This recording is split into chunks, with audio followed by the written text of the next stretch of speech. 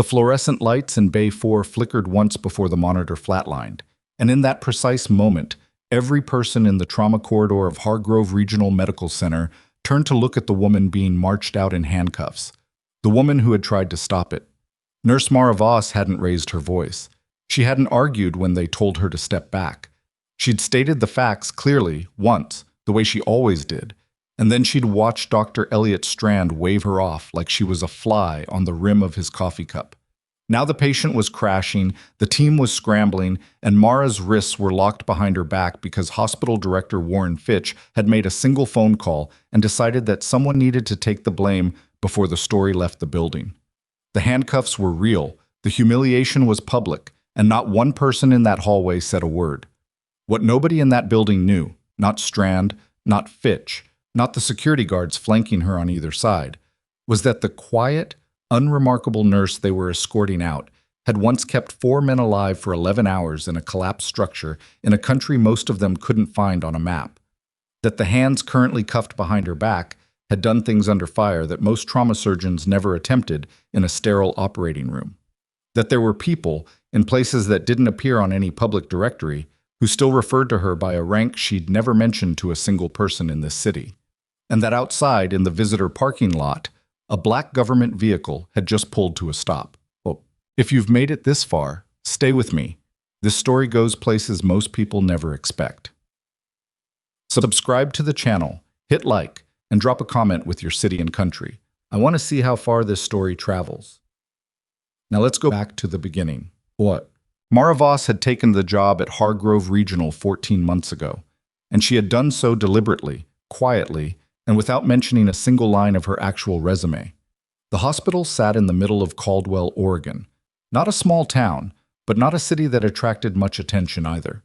Population 300,000, 2 regional hospitals, one of which was Hargrove, which had been absorbed 5 years earlier by a private equity group called Meridian Health Partners. The absorption had been smooth on paper. In practice, it had meant a steady turnover of experienced nursing staff, a cost-cutting restructuring of the on-call trauma team, and the installation of Warren Fitch as director, a man whose background was in corporate operations, not medicine, and who spoke about patient outcomes the way a logistics manager spoke about delivery windows. Mara had noticed all of that within her first 3 weeks. She'd also noticed that the surgical suite in Wing C had a ventilation irregularity that nobody had flagged, that the crash cart in Bay 2 was consistently restocked with one item missing, and that the culture on the night shift was one of exhausted compliance, where no one pushed back on anything because pushing back cost you your schedule. She hadn't reported any of it through official channels. Not yet. She was still mapping the terrain. That was a habit that was harder to break than most people understood. On the morning everything came apart, Mara was 40 minutes into a 12-hour shift when the ambulance bay doors opened and the Greer family arrived. Not the son first, the father, Preston Greer, who owned a commercial real estate firm with offices in 4 states, and who was apparently on a first-name basis with Warren Fitch because Fitch himself appeared on the floor within 7 minutes of the family's arrival, which was something Mara had never seen him do for anyone else. The son's name was Devin Greer, 26 years old, and he'd been pulled from a vehicle after a high-speed collision on the interstate. The paramedic handoff was fast. Blunt chest trauma, GCS of 12, and dropping, BP that had been stable in the field but was trending the wrong way. The on-call attending, Dr. Lena Park, was already moving when Strand arrived. Mara watched the intake from the corridor, charting on a tablet. She wasn't assigned to Bay 4. She'd been heading to a different patient when the doors opened and something in the rhythm of the paramedic's movement made her slow down and look. She stayed at the edge and watched. The initial assessment was standard. Strand ordered imaging, Park managed airway, and the team worked with the practiced efficiency of people who'd done this hundreds of times.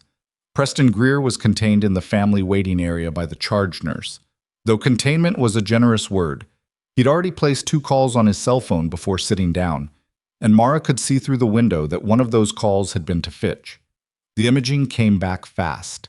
Strand reviewed it, made a decision, and began prepping for a chest procedure to address what he'd identified as the primary bleed. Mara set down her tablet. She looked at the scan on the secondary monitor, the one angled toward the corridor. She looked at it for about 15 seconds. Then she walked into Bay 4. "Dr. Strand, He didn't look up. You're not assigned to this bay.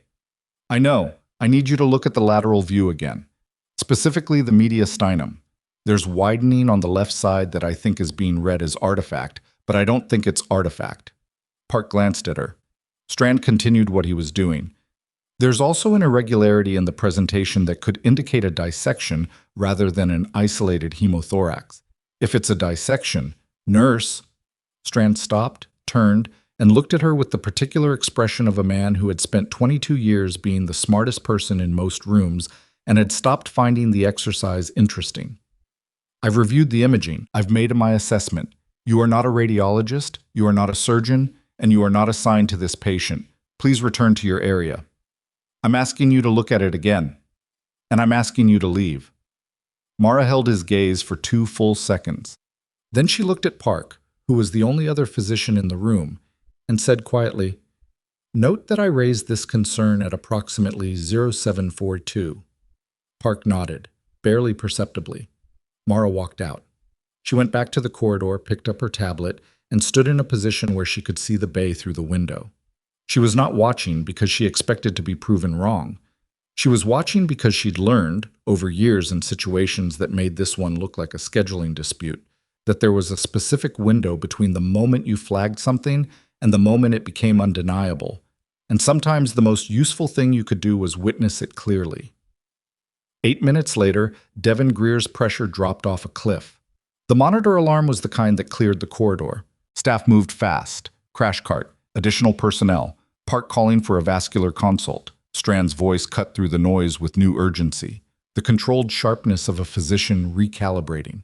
And Mara could see from where she stood that they were pivoting, that someone had looked at the imaging again, that the dissection she'd flagged was now impossible to miss. They would stabilize him, probably. The vascular team was good, and they had time. Barely, but enough. What happened next was not about Devin Greer. Warren Fitch appeared on the floor within 4 minutes of the alarm. He moved through the corridor with the focused energy of a man containing a problem, and the first person he stopped to speak with was not a physician. It was the charge nurse, Donna Tillman, who nodded twice and then made a call. 2 minutes after that, 2 security officers appeared at the end of the corridor and began walking toward Mara. She saw them coming. She didn't move.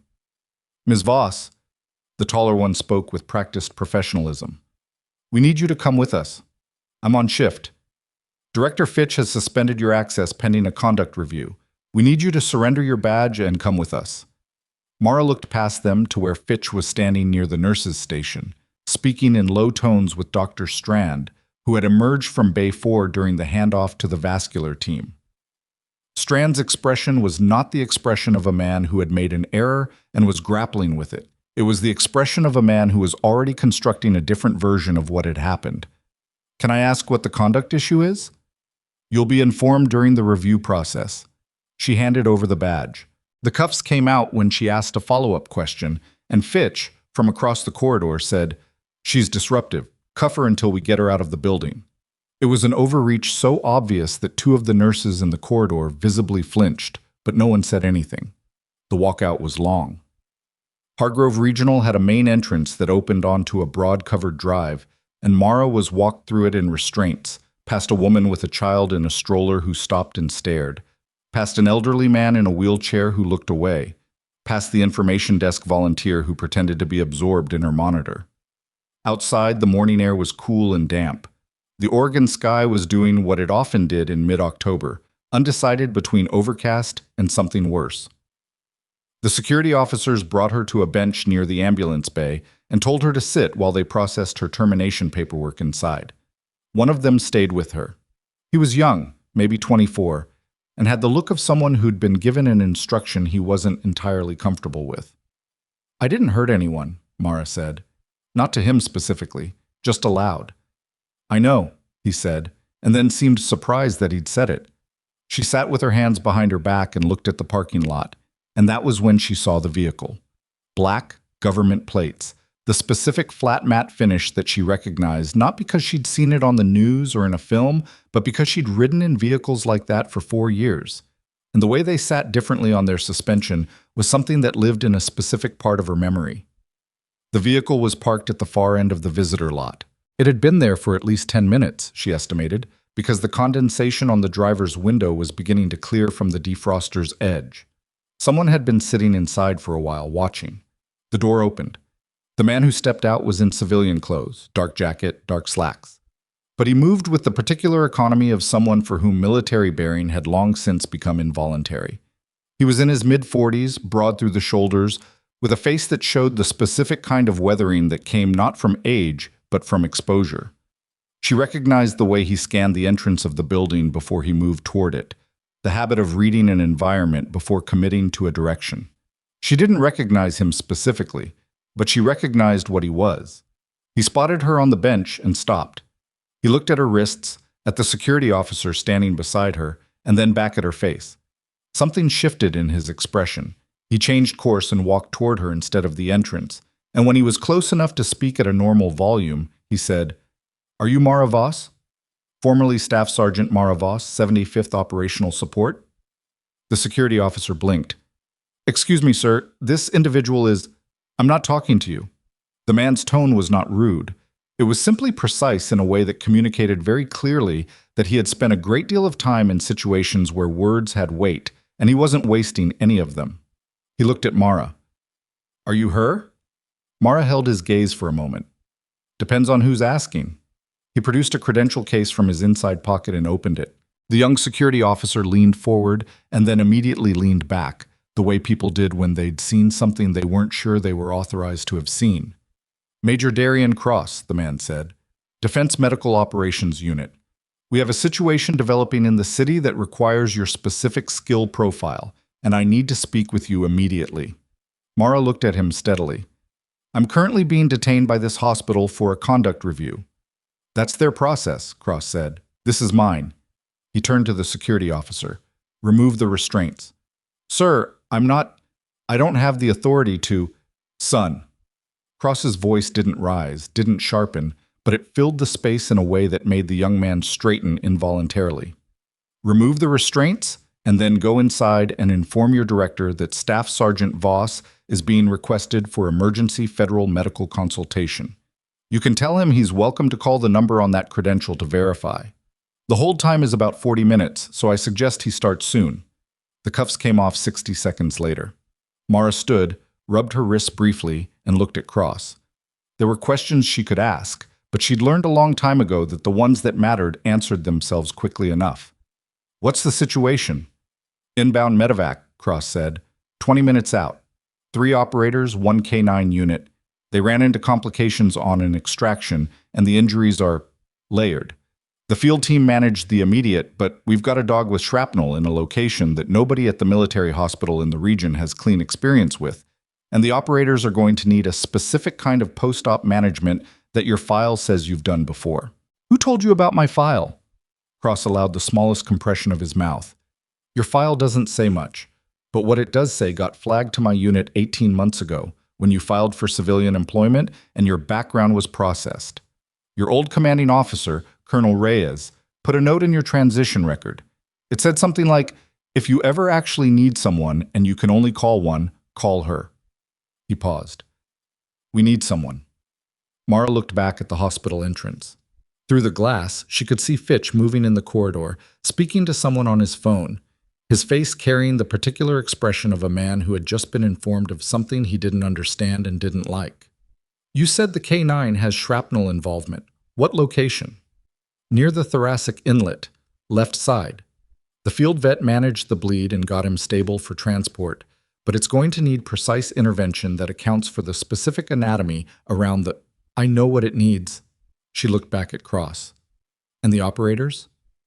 "2 are stable. One has a brachial injury that was managed in the field, but is going to need careful monitoring for the next 6 hours because of how it was tourniquet managed. The field medic who handled it was good, but they didn't have everything they needed. Compartment syndrome risk. Exactly what my flight surgeon flagged." Mara nodded once. She reached up and pulled her hair back, secured it, a motion so practiced it was essentially unconscious. "Where are they landing?" "The military medical unit at Fort Hadley, 35 minutes east. We have a vehicle and we'll have everything you need prepped when we arrive." He watched her. "I'm going to be honest with you. I looked at what just happened in there. I read the preliminary incident flag that your hospital filed, and I read the note from the EMT who responded to the Greer kids' collapse. You were right about the dissection. I know. They're going to try to make that not matter. She looked at him for a moment. They can try. Then she turned toward the vehicle. Let's go. She was 20 feet away when the hospital's main entrance opened and Fitch stepped out, flanked by Donna Tillman and a man in a suit who Mara had never seen before, but who had the look of someone from legal or administration. Fitch's voice was raised, which was unusual for him. He was generally a controlled man. Voss, you are subject to a conduct review and you do not have authorization to leave these premises. Mara stopped, turned. She looked at him with the particular expression of a person who has been frightened many times in their life by things that made Warren Fitch look like a minor inconvenience, and had stopped confusing discomfort with danger. My employment with this hospital has been suspended, she said, which means I'm not currently on your premises. I'm in a parking lot. We have security footage of your disruption in the trauma bay. You have footage of me accurately identifying a type A aortic dissection that your chief of surgery missed. She let that sit for exactly 1 second. I'm going to go do my job now, Director. Have a good morning. She turned back toward the vehicle. Behind her, she heard Fitch say something she didn't fully catch, and then she heard Tillman's voice, quieter, saying, Warren, I really think we should. And then the vehicle door closed and the parking lot and the hospital and the particular look on Warren Fitch's face were all behind her. Cross drove. The vehicle was the kind that ran quiet, the engine smoothed out to almost nothing above 50, and the radio was off. He didn't try to fill the silence, which she appreciated. They were on the interstate east of Caldwell when he said, Can I ask you something? Probably. Why a floor nurse? With your profile, your training, the operations you were part of, you could be running trauma response teams, consulting for DoD medical programs, teaching at a program with actual funding. Why Hargrove Regional in Caldwell, Oregon? Mara looked out the window at the landscape, flat, brown, threaded with irrigation channels. I was tired. Cross waited. Of the scale, she said. Of the situations where you're managing 10 things and the ground is moving and the signal's bad and you don't sleep for 4 days. I wanted to take care of individual people, one at a time, in a building that wasn't moving. She paused. I also wanted to be somewhere no one was going to ask me to be anything I hadn't decided to be. And yet, she watched a freight truck pass. What exactly happened on this extraction? Cross's hands shifted on the wheel slightly. Not a tell of deception. She'd learned to read those differently, but of the kind of suppressed tension that came from a situation that had gone badly and hadn't finished going badly yet. Can't give you operational details. What I can tell you is that the team was extracting a K9 unit that had been in a denied area for longer than planned, and on extraction they took fire. The dog, his name is Breck, was hit protecting one of the operators from a position that should have had cover. The operator took a hit too. The field team handled the triage, but it was a difficult environment. How long has Breck been in service? 6 years. Mara nodded. Military working dogs with 6 years of service were not simple assets. They had handlers, they had relationships, they had a kind of institutional history that meant their loss was felt differently than equipment.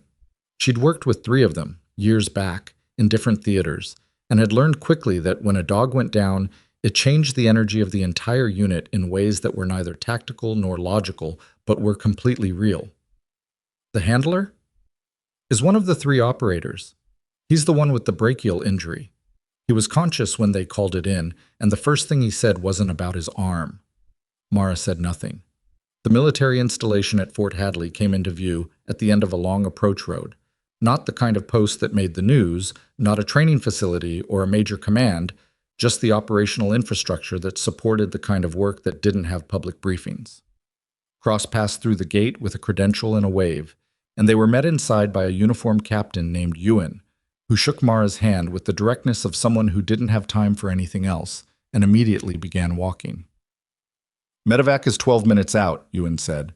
We have the operating space prepped. Staff Sergeant Weller is the field medic who managed the brachial wound. She's standing by to brief you on what she used and how she applied it. The vet tech attached to the unit is with Breck in transport and will have the field notes for you. The shrapnel in Breck, Mara said. Do we have imaging from the field? Portable ultrasound only. It's not great. There are fragments, but the count isn't confirmed. Thoracic inlet involvement means we need to be careful about subclavian access. I'll need to see whatever you have before he lands. She glanced at Ewan. Who's your surgical support? Civilian contract surgeon is 45 minutes out. Military medical officer is Dr. Pratt. He's competent on human anatomy, but the canine presentation is outside his primary training. Then I'll manage Breck's immediate stabilization, and Pratt can work with me on the operators. She looked at Cross, who was still walking with them. This is what you needed? This is exactly what we needed, he said. The briefing room was small and had a folding table with printouts and a laptop showing the ultrasound captures. Mara stood at that table for 6 minutes, looking at the images. And in those 6 minutes, she mapped the intervention the same way she'd mapped interventions in places with far worse light and far less time. The shrapnel pattern was irregular, but there was one fragment that concerned her. Positioned close enough to the subclavian that the margin for error was narrow. She noted the anatomy landmarks she'd use and the sequence she'd follow, and then she heard the rotors. The medevac came in low from the east, and the sound of it was the particular mechanical percussion that Mara had not heard in 14 months, and had told herself she didn't miss. And standing on the tarmac watching it descend, she understood, with the specific honesty of a quiet moment, that she had not missed it the way she'd thought she had. The doors opened and the world sped up. The first operator out was ambulatory, moving with the careful deliberateness of someone managing pain on a specific budget. The second was on a stretcher, his face calm in the way that soldiers' faces were calm when they'd decided calm was the only useful option. The third, the handler, came out on another stretcher, his right arm immobilized from shoulder to wrist, and even at a distance and at speed, Mara could see the look on his face, which was not about his arm. "Where's Breck?" she heard him say. "Is he—" "He's coming," one of the crew said, and then the separate hatch on the side of the aircraft opened and the vet tech, a young woman, specialist rank, with blood on her uniform and the expression of someone running on 96 hours of accumulated adrenaline, stepped out with a medium-sized Belgian Malinois on a stretcher board, breathing, sedated, with a compression wrap around his left thoracic area that had been applied with real precision. Mara moved forward. The handler from his stretcher turned his head and saw the dog, and something in his face changed. Not relief exactly, because the situation hadn't earned relief yet, but the specific reduction of a particular kind of terror. "He's breathing," the handler said, not to anyone. "He's breathing." "He is," Mara said. She crouched beside Breck's board and looked at the wrap, looked at the dog's respiratory pattern, checked his mucous membranes with a practiced motion that was automatic. She looked up at the vet tech. "Weller?" "That's me. I'm also the brachial intervention. 2 jobs. Short-staffed." Weller's voice was flat with exhaustion. "He was stable at 8 minutes post-injury. I've maintained the wrap under pressure and his sats have held between, 'Walk me inside while you tell me.'" Mara stood and looked at the 2 medical officers moving to take the handler's stretcher. "His arm, tourniquet at what level?" "Mid-brachial. Applied at 31 minutes post-injury. Released and reapplied once in transit." "Time since last reapplication?" Weller checked her watch. 42 minutes. Mara looked at Pratt, who had fallen into step beside her. "He needs assessment for compartment syndrome now. Don't wait for him to tell you it hurts." "He won't." "I know," Pratt said, with the brevity of someone who did. They went inside. The next 2 hours happened the way those hours always happened. Not smoothly, not cinematically, but in the jagged, compressed, often unglamorous rhythm of actual medical work, where the gap between what needed to happen and the resources available to make it happen was the fundamental problem, and the only variable was the skill of the people bridging it. Mara worked on Breck first, because the thoracic inlet concern couldn't wait, and because the handler, Sergeant First Class Roy Tamblin, which she learned from his chart, not from an introduction, would be able to hear her voice through the partition, and that would matter to him in ways that weren't in the medical protocol, but were real nonetheless. She called her interventions aloud as she worked, not for ceremony, but because Weller was assisting, and Weller needed to anticipate her next move. And the rhythm of spoken procedure was something she'd developed so deeply that it was now simply part of how she functioned under conditions that required precision. The fragment near the subclavian came out in 17 minutes. It was a small, irregular piece of casing, less than a centimeter, but its position had been exactly as concerning as the ultrasound had suggested. She closed methodically, verified respiratory response, and then looked up. Breck's breathing had steadied. She pulled off her gloves, looked at Weller, and said, "He's going to need monitoring for the next 8 hours minimum, but the immediate concern is resolved." She paused. "You did good work in the field." Weller nodded. She looked like she was about 17 seconds away from sitting down on the floor and not getting up for a while. "Go," Mara said. "Pratt's managing Tamblyn. I'll check in." She was washing her hands at the utility sink when Cross appeared in the doorway. He was on a phone call. He held up a finger, finished the call, and then looked at her with an expression she couldn't fully read. "We have a situation," he said. "Different from the one we just had?" "Related." He stepped fully into the room. "When I pulled your file to verify your credentials and brief the installation, the request kicked a flag. It happens automatically when certain personnel profiles are accessed. It's a legacy system. You don't need the technical details. But it flagged your file to a review board that cross-references civilian employment records." He watched her. "Your employment at Hargrove Regional came up. And so did something else." "What?" "The complaint that Fitch filed against you this morning, which triggered a review of Hargrove Regional's recent incident record, because your complaint cited a specific clinical error and the review board doesn't archive those. It escalates them." He paused. "The incident record came back with a flag. Not just for the Greer case." Mara turned fully toward him. "There are 6 other cases in the last 18 months, Cross said, where the documented clinical outcome doesn't match the interventions that were recorded. 6 cases where the paperwork says one thing and the actual physiological timeline says something different." He looked at her steadily. "Someone has been altering records at Hargrove Regional, Mara, and they've been doing it long enough and carefully enough that it only showed up when someone started pulling threads." She stared at him. "The flag went to the Office of Medical Inspector General 20 minutes ago," Cross said. "They're opening a formal investigation. And because you filed the complaint that started the chain," he stopped. "I'm the thread," she said. "You're the thread." She stood there for a moment in the quiet of the medical room, with the sound of Fort Hadley's operational hum beyond the walls and the specific knowledge settling into her that the things she'd mapped over 14 months, the quiet wrongness of Hargrove Regional, the small misalignments, the culture of compliant silence, had not been paranoia and had not been nothing. From the next room she heard Roy Tamblyn ask if Breck was stable. She heard Pratt tell him yes, and she heard Tamblyn exhale, a sound that was more human than almost anything she'd heard all day. She looked at Cross. "How many investigators?" "Enough," he said. "But they'll need someone who knows the inside of that hospital. Someone who can tell them what they're looking at." Mara picked up a clean towel, dried her hands carefully, and set it down. Through the partition, she could hear the steady beep of Breck's monitoring equipment, slow and consistent, the sound of a heartbeat that had nearly stopped and hadn't. "When do they need me?" she said.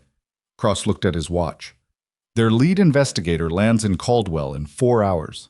She nodded once, thinking through what she knew and what she could prove and what the shape of the thing inside that hospital actually was. Because she'd been building the picture for 14 months without knowing that was what she was doing. And now that someone was finally asking her to describe it, she wanted to describe it correctly.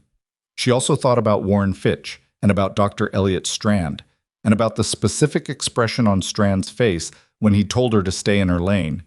She thought about 6 altered cases. 6. In 18 months. The number meant this wasn't error and it wasn't sloppiness, and it wasn't any of the things that hospitals usually called it when they were trying to make something disappear. It meant it was a system. And a system meant more than one person. She looked at Cross. "I want to talk to the IG lead before they go into that building." "That can be arranged. And I want access to the incident documentation I filed. All of it. Because I think I noted things in those reports that I didn't understand at the time, and I think they're going to matter." "I'll make it happen." She picked up her jacket from the chair where she'd left it. Then she stopped. Set it back down. "The handler," she said. "Tamblyn. His arm. What's the prognosis?" "Pratt says he'll have full function if the next 48 hours go well." Cross paused. "He's been asking about you." "About me?"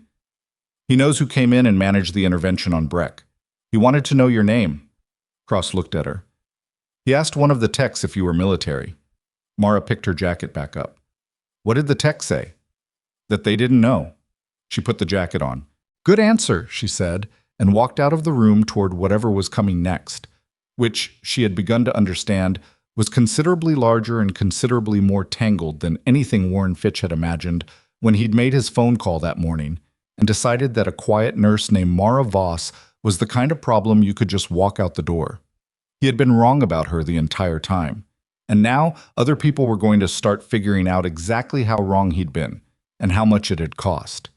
He had been wrong about her the entire time, and now the people who needed to understand that were 35 miles away in a hospital building that had been quietly rotting from the inside for longer than anyone had bothered to look. The drive back to Caldwell was different from the drive out. Cross drove the same vehicle on the same road, but the light had shifted to mid-afternoon and the silence between them had a different texture, not the silence of two strangers sizing each other up, but the silence of two people who had already established what the other was and were now both thinking about what came next. Mara spent most of the drive looking at the documentation Cross had pulled for her on a secure tablet. The incident report she'd filed over 14 months at Hargrove Regional, 16 of them, she counted, which was more than she'd consciously kept track of, were organized by date and cross-referenced against the hospital's own internal records. She read the internal records carefully. Then she read them again. The first time through, she was reading for content. The second time, she was reading for pattern. By the time Cross pulled off the interstate toward the city, she had found 3 of them. The documentation is being falsified at 2 points, she said without preamble, not looking up from the tablet. Not just at outcome recording. It's happening at intake assessment and then again at the 24-hour follow-up, which means whoever is doing it has access to the EMR system at multiple stages, and they know the audit trail well enough to make the changes look like corrections rather than alterations. Cross was quiet for a moment. That narrows it. To anyone with attending-level EMR privileges and familiarity with how the audit log timestamps. She set the tablet on her knee, which at Hargrove is about 14 people. IG is already pulling the access logs. Good. But the logs will show access, not intent. You're going to need someone who understands which of those 14 people had both the motive and the operational knowledge to know what to change. She paused. Some of those cases, the ones where the outcome documentation doesn't match the physiological timeline. I was on the floor when 2 of them happened. I didn't connect them at the time because I didn't have the other cases to compare against. But now I can tell you which of the changes are clinically plausible and which ones aren't. Meaning some of the falsified records were changed by someone who understands medicine, not a bureaucrat covering a scheduling error. Someone who knew exactly which numbers to adjust to make a bad outcome look like an acceptable variance. She looked out the window. That's a different kind of problem. Cross's jaw worked slightly. How different? The kind that's been doing this for a while and hasn't made a mistake yet. She picked the tablet back up. Until today. The IG lead investigator's name was Sandra Okafor, and she was already at Fort Hadley when they returned, which meant she'd taken an earlier flight than Cross had anticipated, which told Mara something about how seriously the flag had been taken. Okafor was tall, mid-50s, with close-cropped gray hair and the particular economy of movement of someone who had spent decades in federal oversight and had long since stopped performing authority because she didn't need to. She shook Mara's hand once, firmly, and then looked at her with the direct assessment of someone taking inventory. Major Cross tells me you've been at Hargrove Regional for 14 months, Okafor said. 14 months and 11 days. And you filed 16 incident reports in that period. Yes. Did you suspect at the time that records were being falsified? Mara considered the question for a moment. I suspected that outcomes were being managed. I didn't have enough information to know what mechanism was being used. She paused. I filed reports because that's the correct protocol. I expected them to be reviewed. They weren't. Okafor looked at her steadily. They were routed to the hospital's Internal Quality Committee, which is chaired by Dr. Elliot Strand. The room was quiet. The same Dr. Strand who dismissed your clinical assessment this morning, Okafor continued. Yes. And who is listed as the attending physician on 3 of the 6 flagged cases? Mara said nothing. There wasn't anything to say that the silence didn't already say more efficiently. Okafor sat down across from her and opened a folder. It was a physical folder, the kind that federal investigators still used because physical documents couldn't be remotely accessed. And the sight of it, old-fashioned, deliberate, settled something in Mara's chest that she hadn't realized needed settling. "Tell me about the first case," Okafor said. "September of last year. The patient was admitted with what the intake record describes as stable cardiac presentation. The outcome record shows a routine discharge, but you filed an incident report 9 days after the discharge." "Because I saw the patient again," Mara said, "in the ER. She'd been readmitted at Mercy West, the other regional hospital, with acute heart failure. She'd been discharged from Hargrove 9 days earlier with a notation that her echocardiogram was unremarkable." She met Okafor's eyes. "I'd been in the room when the echo was run. The reading I saw was not unremarkable. But the record shows—" "I know what the record shows. I'm telling you what I saw." Okafor wrote something. Not a lot, a few words. The kind of note that was a marker, a flag, something to come back to. "And you didn't escalate beyond the incident report?" "I escalated to the quality committee. I received a written response from Strand's office stating that my assessment had been reviewed and found to be inconsistent with the clinical documentation." She paused. "Which I now understand to mean that someone had already changed the clinical documentation before the review." Okafor looked up. "You understand that what you're describing is a coordinated falsification scheme, not individual physician error?" "Yes, and that the implication is that someone, possibly multiple people, at Hargrove Regional has been deliberately concealing clinical negligence, possibly to protect the hospital's liability exposure, possibly to protect specific individuals, possibly both. That's what the pattern suggests." "What do you think the motive is?" Mara thought about Fitch, and about Preston Greer's phone call, and about the way Fitch had appeared on the floor within 7 minutes of a wealthy family's arrival. She thought about Meridian Health Partners, and the 5 years of cost restructuring and the turnover of experienced staff. She thought about the specific mathematics of a private equity-owned hospital system in which liability settlements were a line item on a balance sheet. "I think someone decided that the cost of fixing the problems was higher than the cost of hiding them," she said, "and I think they found out they were right, for long enough that it became normal." Okafor closed the folder. "I want you to walk me through each of the 6 cases. Everything you remember, everything you observed. I don't need certainty. I need the picture you saw from inside the building, because we're going to come in from outside, and we need to know what we're walking into." They spent 2 hours in that room. Mara talked, and Okafor wrote, and Cross sat in the corner saying nothing, which was exactly the right thing to do. By the end of the 2 hours, the folder was full, and Okafor had used a second notepad, and the overhead light had come on because the afternoon had gone without anyone noticing. When it was done, Okafor sat back and looked at Mara with an expression that wasn't quite admiration. It was more precise than that, more technical, and said, "You kept all of this, in your head." "I kept notes," Mara said. "I just didn't know they were evidence." "Where are the notes?" "On a personal device, not connected to any hospital system. I kept them separate because I didn't trust the hospital's internal documentation environment." She paused. "Which I now feel better about." Okafor almost smiled. "Almost. We'll need the device." "I know." They went back to Caldwell that evening in a different vehicle, a nondescript sedan with federal plates that could have been any government car, which was the point. Cross rode with them. Okafor spent most of the drive on a secure call that Mara could partially hear from the back seat, which told her that the investigation had already grown beyond the IG's office and had reached at least one other federal body, though she couldn't determine which. They stopped at the apartment building where Mara lived, a plain 5-story complex 3 miles from the hospital, the kind of building where nobody paid attention to other people's comings and goings. And she went upstairs alone while Cross waited in the lobby.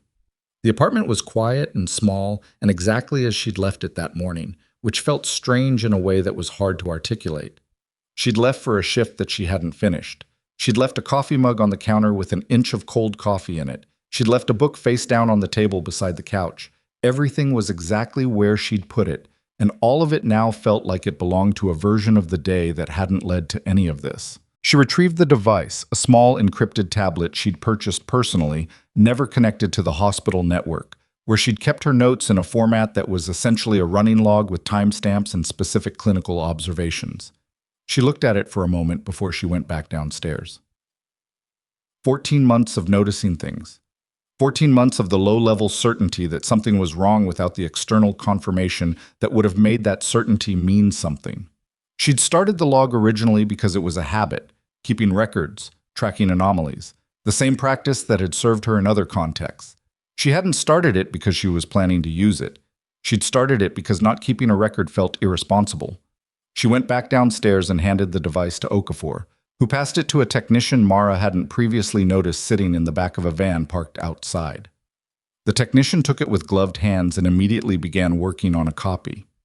"How long?" Mara asked. "Tonight," Okafor said. "We'll have a full extraction tonight." She paused. "I'm telling you this because you should know that tomorrow is going to move fast. I'm requesting a judicial instrument this evening that will allow us to access Hargrove Regional's EMR system and physical records under federal oversight. That will be granted." She said it without arrogance, simply as information. "When we go in, we'll need you available for consultation." "I'm available. And I need you to understand that once this is filed, your name will be associated with the complaint in a formal federal record. Director Fitch will know that you are the origin point of the investigation." Mara looked at her. "He already knows I filed complaints about the Greer case." "This is different." "I know it's different." She looked at the hospital in the distance, not visible from where they stood, but she knew the direction. "He was going to come after me regardless. He started this morning. This just means the direction of the damage has changed." Okafor studied her. "Most people in your position would be concerned about retaliation. Most people in my position didn't spend 4 years in locations where retaliation looked significantly different." She said it without drama, just as a fact. "Fitch can file whatever complaints he wants. I'd like to see what they look like next to 6 falsified medical records." She slept that night in her apartment, which she hadn't expected to be able to do, but she'd learned in other contexts that the ability to sleep when sleep was available was not a luxury. It was a skill. And she'd developed it with the same deliberate practice as everything else. She was up at 5:30. By 6, Cross was at her door with coffee and the information that Okafor had obtained the judicial instrument at 11 p.m. the previous night, and that the IG team would be entering Hargrove Regional at 8 a.m. "Fitch has been notified," Cross said. "That's required. He can't remove or alter records once notification is issued. The system locks automatically. But he's going to be in that building when we arrive." "I know." "And Strand." "I know." Cross handed her the coffee. It was black, which was how she drank it, and she hadn't told him that, which meant he'd simply noticed or asked someone. She appreciated the efficiency. They arrived at Hargrove Regional at 7:52, 8 minutes before the official entry time, and the federal vehicles in the visitor lot created an effect that spread through the building faster than any announcement. By the time Okafor led her team through the main entrance, the lobby had the particular quality of a space where people knew something was happening and were pretending to be calm about it. The front desk staff looked up and then immediately looked somewhere else. Donna Tillman, the charge nurse, appeared at the corridor entrance and stopped when she saw Mara walking in behind Okafor. She stopped so abruptly that the tablet she was carrying swung on its strap. Her expression went through 3 things in rapid succession: surprise, calculation, and then something more complicated, which might have been relief or might have been fear, and Mara couldn't tell which. Fitch was waiting in the lobby.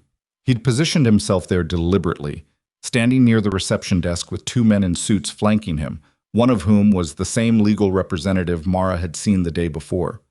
He watched Okafor's approach with controlled displeasure. "This facility is in full cooperation with any appropriate regulatory inquiry," Fitch said, before Okafor had reached him. "However, I want it noted that this investigation was initiated based on complaints from a former employee who was terminated for cause, and the hospital's legal team will be filing a formal challenge." "Mr. Fitch," Okafor's voice was pleasant, unhurried, and left no room for negotiation. "I'm not here to debate the investigation's origin. I'm here to execute a federal records access instrument. I'll need your EMR administrator, your quality committee documentation for the past 24 months, and access to the 6 patient files I've listed in the instrument." She handed him a copy. "Your counsel is welcome to be present. They are not welcome to intervene." Fitch took the document. He read it.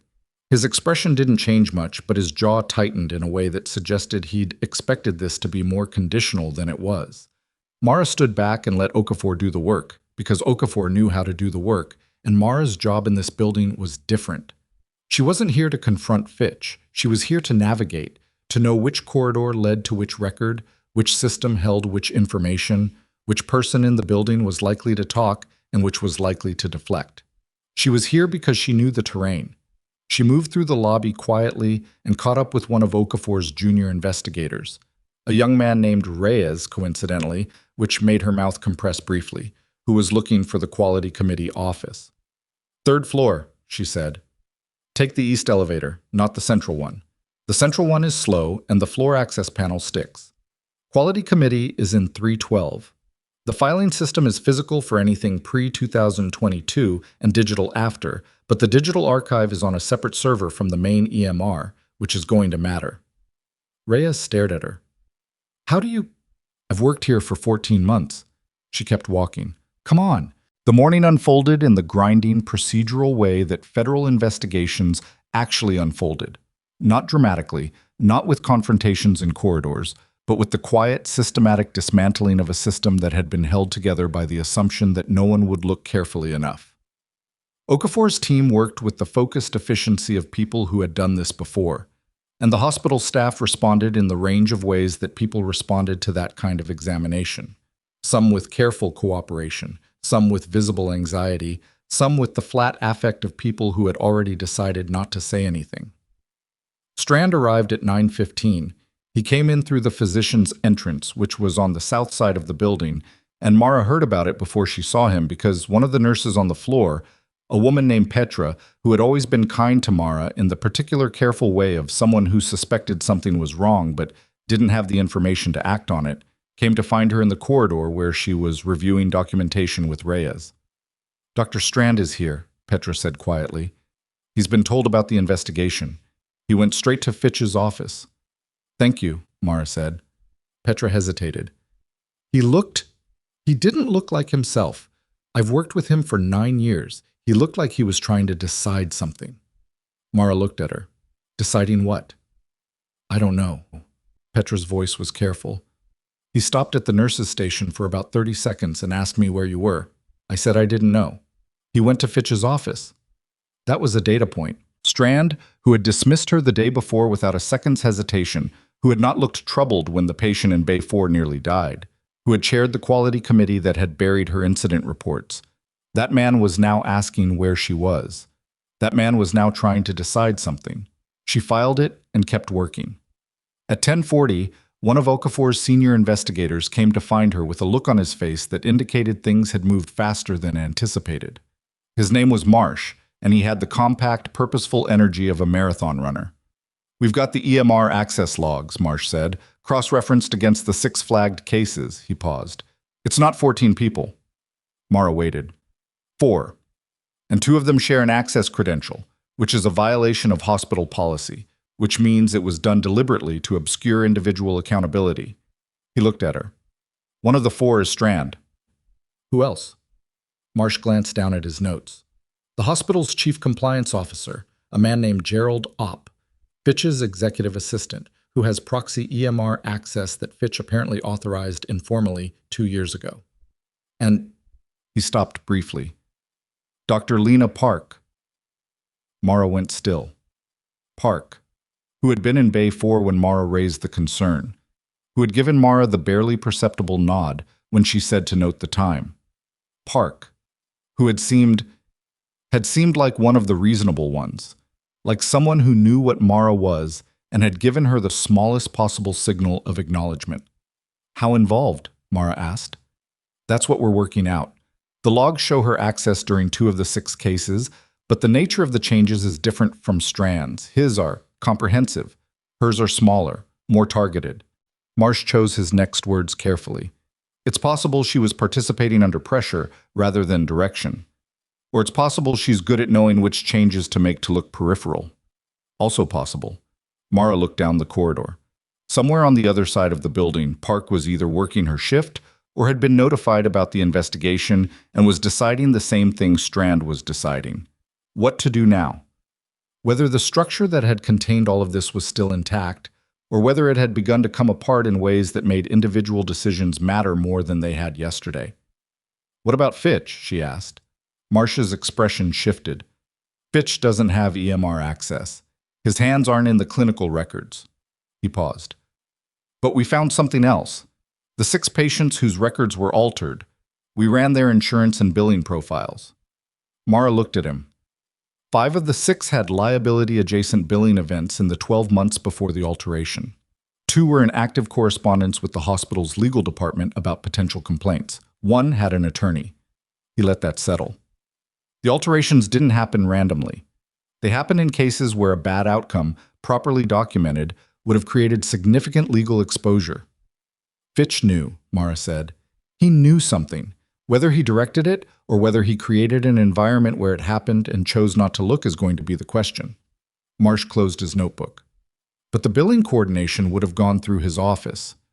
The corridor outside Fitch's office was visible from where they stood, and as Mara looked toward it, she saw Fitch emerge with his legal counsel, both of them moving with the compressed, directed energy of people heading somewhere specific. They turned toward the administrative wing.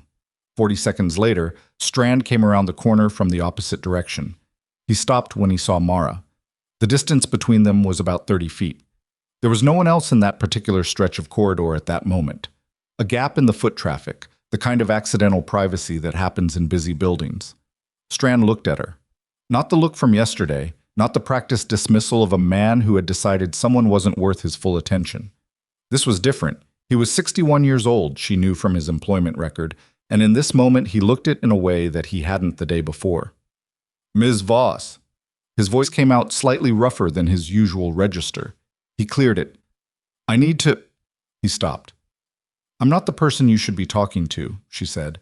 "Investigator Okafor is on the 3rd floor." I know that." He took a step forward and then stopped, as if he'd run into something. "I want you to understand what happened yesterday morning in Bay 4. You were wrong about the diagnosis. Yes. And you had the authority to review the imaging again and chose not to. Yes." The word came out flat and stripped of anything, just the syllable.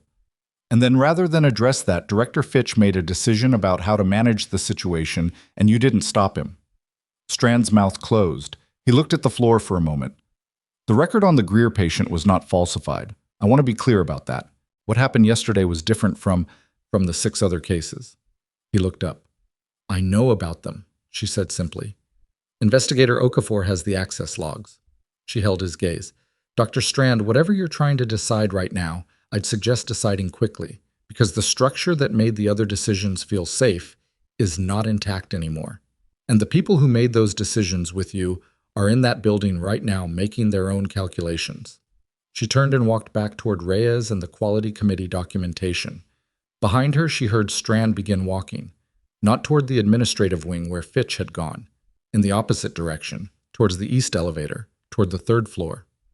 She didn't watch him go. By noon, 3 things happened in rapid succession. First, Gerald Opp, the chief compliance officer, was escorted to a conference room by 2 of Okafor's investigators and did not come out for 2 hours. Second, the IG team found what Marsh later described to Mara as the mother file, a restricted folder on the compliance server that contained unredacted versions of all 6 altered cases, with the original documentation intact, which meant that someone had been keeping the real records even while the falsified versions were filed in the system, either as protection or as leverage or both. Third, Dr. Park came to find Mara. She appeared in the doorway of the records room where Mara was working and stood there for a moment without speaking. She was still in her white coat, stethoscope around her neck, which meant she'd been on the floor this morning, working, doing her job, even with the federal investigation moving through the building around her. Her face was composed in the particular way of someone maintaining composure as a deliberate act. "I heard you identified the dissection yesterday," Park said. "Yes. Before any of the imaging was reviewed by a second physician. I raised it during the initial assessment window." Park was quiet for a moment. "I should have said something when you came in and flagged it." She didn't dress it up. "I've known Strand for 11 years. I've seen him be wrong before. Yesterday wasn't the first time I didn't say something when I should have." Mara looked at her. "Why are you telling me this?" Because someone is going to ask me the same question under different circumstances in about an hour, and I want to have said it to the right person first. Park met her eyes. I didn't alter any records for clinical gain. I need you to know that. The two cases where my access shows I was given documents to correct what I was told were data entry errors. I corrected them. I didn't look closely enough at what I was correcting. Why not? Park's jaw moved. Because I had already figured out that looking closely at things in this building had a cost, and I had decided the cost was too high. She paused. I was wrong about that. I know I was wrong about that. Mara looked at her for a long moment. Park was not asking for absolution. She was too careful and too experienced to frame it that way. She was doing something more complicated, which was trying to place herself correctly in the record before someone else placed her incorrectly. Tell Okafor's team everything, Mara said. Everything you know and everything you suspected, including what you just told me. I intend to. And tell them about the documents you were given to correct. Who gave them to you? What the framing was. The exact words used. Park nodded. She turned to leave, then stopped. The patient yesterday, Devin Greer. He's going to be okay. The vascular team caught it cleanly. She looked at Mara. He would have died if the intervention had proceeded as Strand planned. I know, Mara said. Park left. Mara stood in the records room for a moment, alone, with the hum of the building around her. The ventilation she'd noted in her first week, the distant sound of the elevator, the particular frequency of a hospital that didn't stop for investigations, or federal instruments, or the unraveling of its own concealment. Patients were still arriving, nurses were still working, the machinery of the place continued. She thought about the mother file, the real records, kept hidden, preserved by someone in the building who had understood that the falsified versions might eventually need to be disproved. Someone who had been participating and also protecting themselves, or protecting someone else, or simply unable to entirely destroy the true account of what had happened to 6 patients who had come to this hospital for help and received something less than that. She thought about who would have had the knowledge, the access, and the specific conflicted motivation to keep those files. She was still thinking about it when her phone, the personal one, not the hospital one that had been deactivated, buzzed with a message from Cross. It was 4 words. Come to the lobby. She went. Cross was standing near the main entrance with a woman Mara hadn't seen before. Civilian clothes, but with the posture of someone who spent a significant portion of their professional life not explaining what they did. 50s, reading glasses pushed up on her head, a leather bag over one shoulder. This is Dr. Harland, Cross said. She's the director of the Defense Medical Accountability Office. Mara looked at him. The Defense Medical Accountability Office was not a name she'd encountered often, but she knew what it was. The body that investigated instances where military personnel or veterans received civilian medical care that fell below a defined standard. It was a small office and a quiet one. You have military veterans treated at this hospital, Mara said. It was not a question. 3 in the past 18 months, Dr. Harland said, 2 of whom are among the 6 flagged cases. The room had a quality to it then, the specific quality of a thing that had been confined and was now expanding in multiple directions at once. Military veterans, federal oversight, records that intersected with DoD healthcare programs. That changes the jurisdictional scope, Mara said. Significantly, Harland confirmed. And it means that what began as a state medical board, an IG matter, is now a federal criminal investigation with DoD equities. She looked at Mara with the direct assessment that seemed to be a feature of everyone Cross brought with him. Major Cross has briefed me on your background and your role in surfacing this. I want to ask you directly, how certain are you that the falsification was coordinated rather than individual? The mother file, Mara said. Harland blinked. We haven't briefed. Someone kept the real records. That means someone inside the building understood that the falsified versions would eventually require a counter-argument. Individual actors making individual choices to cover individual errors don't keep the originals. That's too much risk for too little protection. She paused. A coordinated scheme keeps the originals because the originals are leverage. They're insurance. Someone in that building has been holding the true record of what happened to 6 patients as a form of protection against the other people in the scheme. Dr. Harland looked at Cross. Cross looked at Mara. If you're right, Harland said slowly, then we don't just have a falsification scheme. We have internal blackmail. I think we have someone who helped build the scheme and then got scared and started protecting themselves, Mara said. And I think that person is the same person who is most likely to cooperate with your investigation, because they already made the decision to preserve the evidence. They just haven't decided yet to hand it over. She stopped. Someone led the investigators to that server location. Someone made sure the folder wasn't moved or overwritten when the federal notice came in. That's not coincidence, that's a signal. The lobby of Hargrove Regional Medical Center was not a space designed for this kind of conversation, but it was holding it anyway, the way buildings held things that happened inside them, regardless of what they were built for. Mara's phone buzzed again. She looked at it. A message from a number she didn't recognize, consisting of a single line. The original Greer intake assessment is in a physical file. Room 108, the education suite. Left cabinet, bottom drawer, behind the CPR training binders. She read it twice. Then she held the phone out to Cross. He read it, and she watched his expression. Room 108, she said quietly. Someone is ready. Cross looked at her, then at Harland. He was already reaching for his radio, and somewhere in the building above them, someone was waiting to see whether the signal they'd sent was finally going to be received, waiting to find out if the thing they'd been holding alone for long enough had found the right hands at last. Room 108 was on the ground floor of the East Wing, past the staff break room and the supply corridor, in a section of the building that most people moved through only when they needed it and forgot about otherwise. The education suite was used for certification renewals, CPR recertifications, the occasional onboarding session for new hires. It had a projector that needed recalibrating and chairs that stacked against the wall, and the particular smell of a room that was frequently booked and infrequently cleaned. Cross reached it first, with Mara 2 steps behind, and Marsh materializing from a side corridor with the specific sixth sense of an investigator who had learned to follow movement rather than wait for directions. The door was unlocked. Cross pushed it open and went in with his hand near his jacket, not drawing, just positioned, and Mara followed him and saw, sitting in one of the plastic chairs pulled out from the stack and placed deliberately in the center of the room, Dr. Lena Park. She had a physical file folder on her lap. Both hands were flat on top of it. I sent the message. She was looking at Mara. I want that noted. I sent it voluntarily, before anyone came to me under compulsion.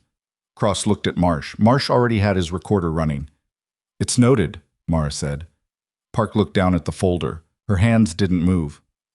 I've been carrying this for 8 months. I printed it the night I realized what the digital version had been changed to, because I needed to be able to prove what the original said. I didn't know what I was going to do with it. I told myself I was keeping it for the patient's protection. She paused. That was partially true. And the other part? Cross asked. The other part was that Strand knew I had access to the original. I think he suspected I'd preserved something, which meant I had something to lose and something to offer, and as long as both of those were true, I was in a position that felt safer than the alternative. She finally looked up. I understand that's not a defense. It's not, Marsh said. I know. She picked up the folder and held it out. Not to Cross. To Mara. He told me you were the one who found the dissection before anyone else. He said it the way he says things when he's angry, like the fact of it was personally offensive. She kept holding the folder out. I should have backed you up in that room. Mara took the folder. She opened it and looked at the intake assessment. The original, printed from the system before the alteration, time-stamped, with the echo reading she remembered seeing on the screen. The reading that had not been unremarkable. The reading that had been changed to unremarkable in the official record, and which had sat in this folder in a bottom drawer behind CPR binders for 8 months, while the patient it described had gone on to nearly die at a different hospital. She closed it and handed it to Marsh. Park was placed in formal interview within the hour. She cooperated fully the way Mara had told her to. Everything she knew, everything she'd suspected, the exact words used when Strand had come to her with the first document and explained it as a correction, and she'd made the specific choice not to look too carefully at what she was correcting. She gave them names, dates, and the one piece of information that shifted everything, that Strand had not initiated the scheme. He'd been recruited into it. The person who had built the framework, who had identified which cases created liability exposure, who had determined which records needed adjustment and coordinated the access, was Gerald Opp, the chief compliance officer, who had been in his position for 7 years and who had, Park believed, been running a version of this operation since before Fitch's arrival. Fitch had inherited it without being told explicitly what it was, and had chosen to continue receiving its benefits without asking questions that would have forced him to know. That distinction between directing a fraud and profiting from it while choosing not to examine it was going to matter in ways that would take longer than today to resolve. But the core of it was now in Okafor's hands, along with the physical file and Park's recorded statement, and the shape of the thing had shifted from a pattern of suspicious anomalies into something with names and decisions and a timeline. Mara was standing in the corridor outside room 108 when Cross came to find her. He had the look of someone who had received information and was still processing its full weight. OPP is asking for counsel, he said. He stopped cooperating 40 minutes ago. His attorney is on the phone with the IG's office right now. He paused. Strand has been talking. He's been talking for 90 minutes without stopping, which my experience suggests means he's either genuinely remorseful or genuinely terrified, and the distinction doesn't matter much at this stage. What's he saying? Enough. Cross looked at her. He confirmed Park's account of how it started. He confirmed the coordination with OPP. He confirmed that Fitch was informed of the general liability management strategy in his second month as director and never asked for specifics. He stopped. He also said something else. Mara waited. He said the 6 cases we flagged aren't all of them. The corridor was quiet except for the ventilation and the distant sound of the hospital's routine, monitors, footsteps, the occasional intercom. Mara stood in it and let the number sit in her chest for a moment. How many? She said. He doesn't know the full scope. He was involved in 6. He believes OP managed others independently. Cases that never reached Strand's desk because OP assessed they didn't require physician-level alteration, minor billing adjustments, documentation gaps that could be closed without clinical expertise. Cross's voice was level, but there was something underneath it. He estimates the operation has been running for at least 4 years, possibly 5. 5 years? Before Fitch, before most of the current nursing staff, before Mara had arrived with her habit of taking notes on things that felt wrong. The patients from those cases, she said, IG is already working on identification. It's going to take time. Some of them may never be fully identified if the original records were overwritten rather than altered. He looked at her directly. Some of them may have died not knowing that the documentation of their care was inaccurate. She nodded. Not because it was acceptable, but because it was the reality of what happened when a system prioritized its own continuation over the people it was supposed to serve, and denying the reality of it didn't change it. What do you need from me now? She asked. Okafor wants you in the review of Strand's statement. He's describing clinical procedures and decision points, and she needs someone in the room who can tell her in real time whether what he's saying is medically coherent. Cross paused. And there's something else. Dr. Harland is requesting that you formally brief the DoD medical oversight team this afternoon on the veteran cases. Because those 2 patients, their records are part of the falsification scheme, which means their military medical files may also have downstream inaccuracies, which means their VA care could have been affected. Mara closed her eyes for exactly 1 second, then opened them. When? 2 hours. Fort Hadley. I'll be there. She spent the next 90 minutes in a conference room on the 3rd floor with Okafor, Marsh, and a woman from the state medical board who had arrived at some point in the morning without Mara noticing, as federal investigations tended to accumulate people the way moving water accumulated debris. Strand's recorded statement played in segments, and Mara listened to the clinical sections and answered Okafor's questions with the specific technical precision of someone who understood the medicine and had no interest in softening what it meant.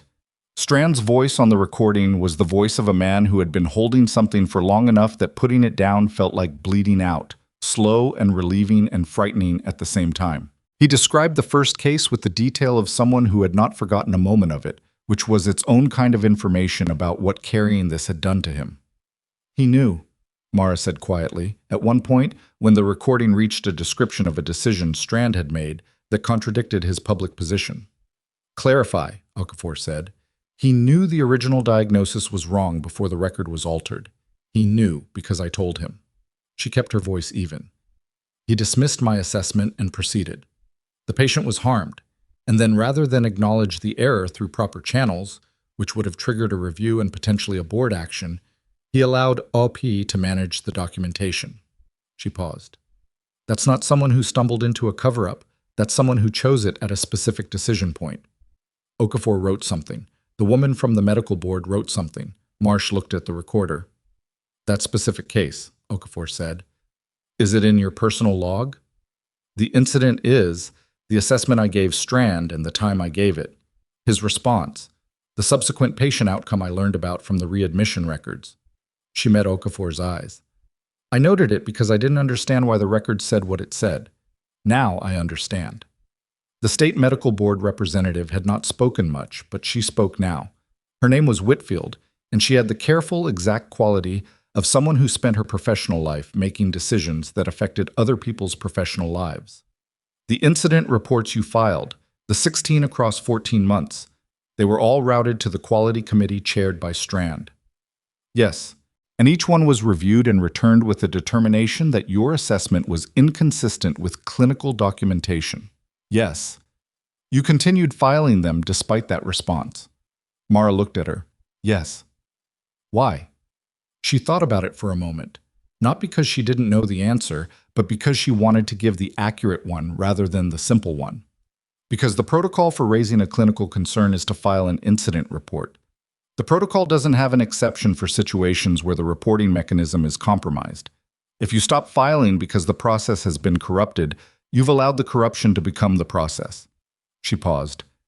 And because I'd spent 4 years in environments where reporting accurately to a compromised chain of command was still required. You report. You document that you reported.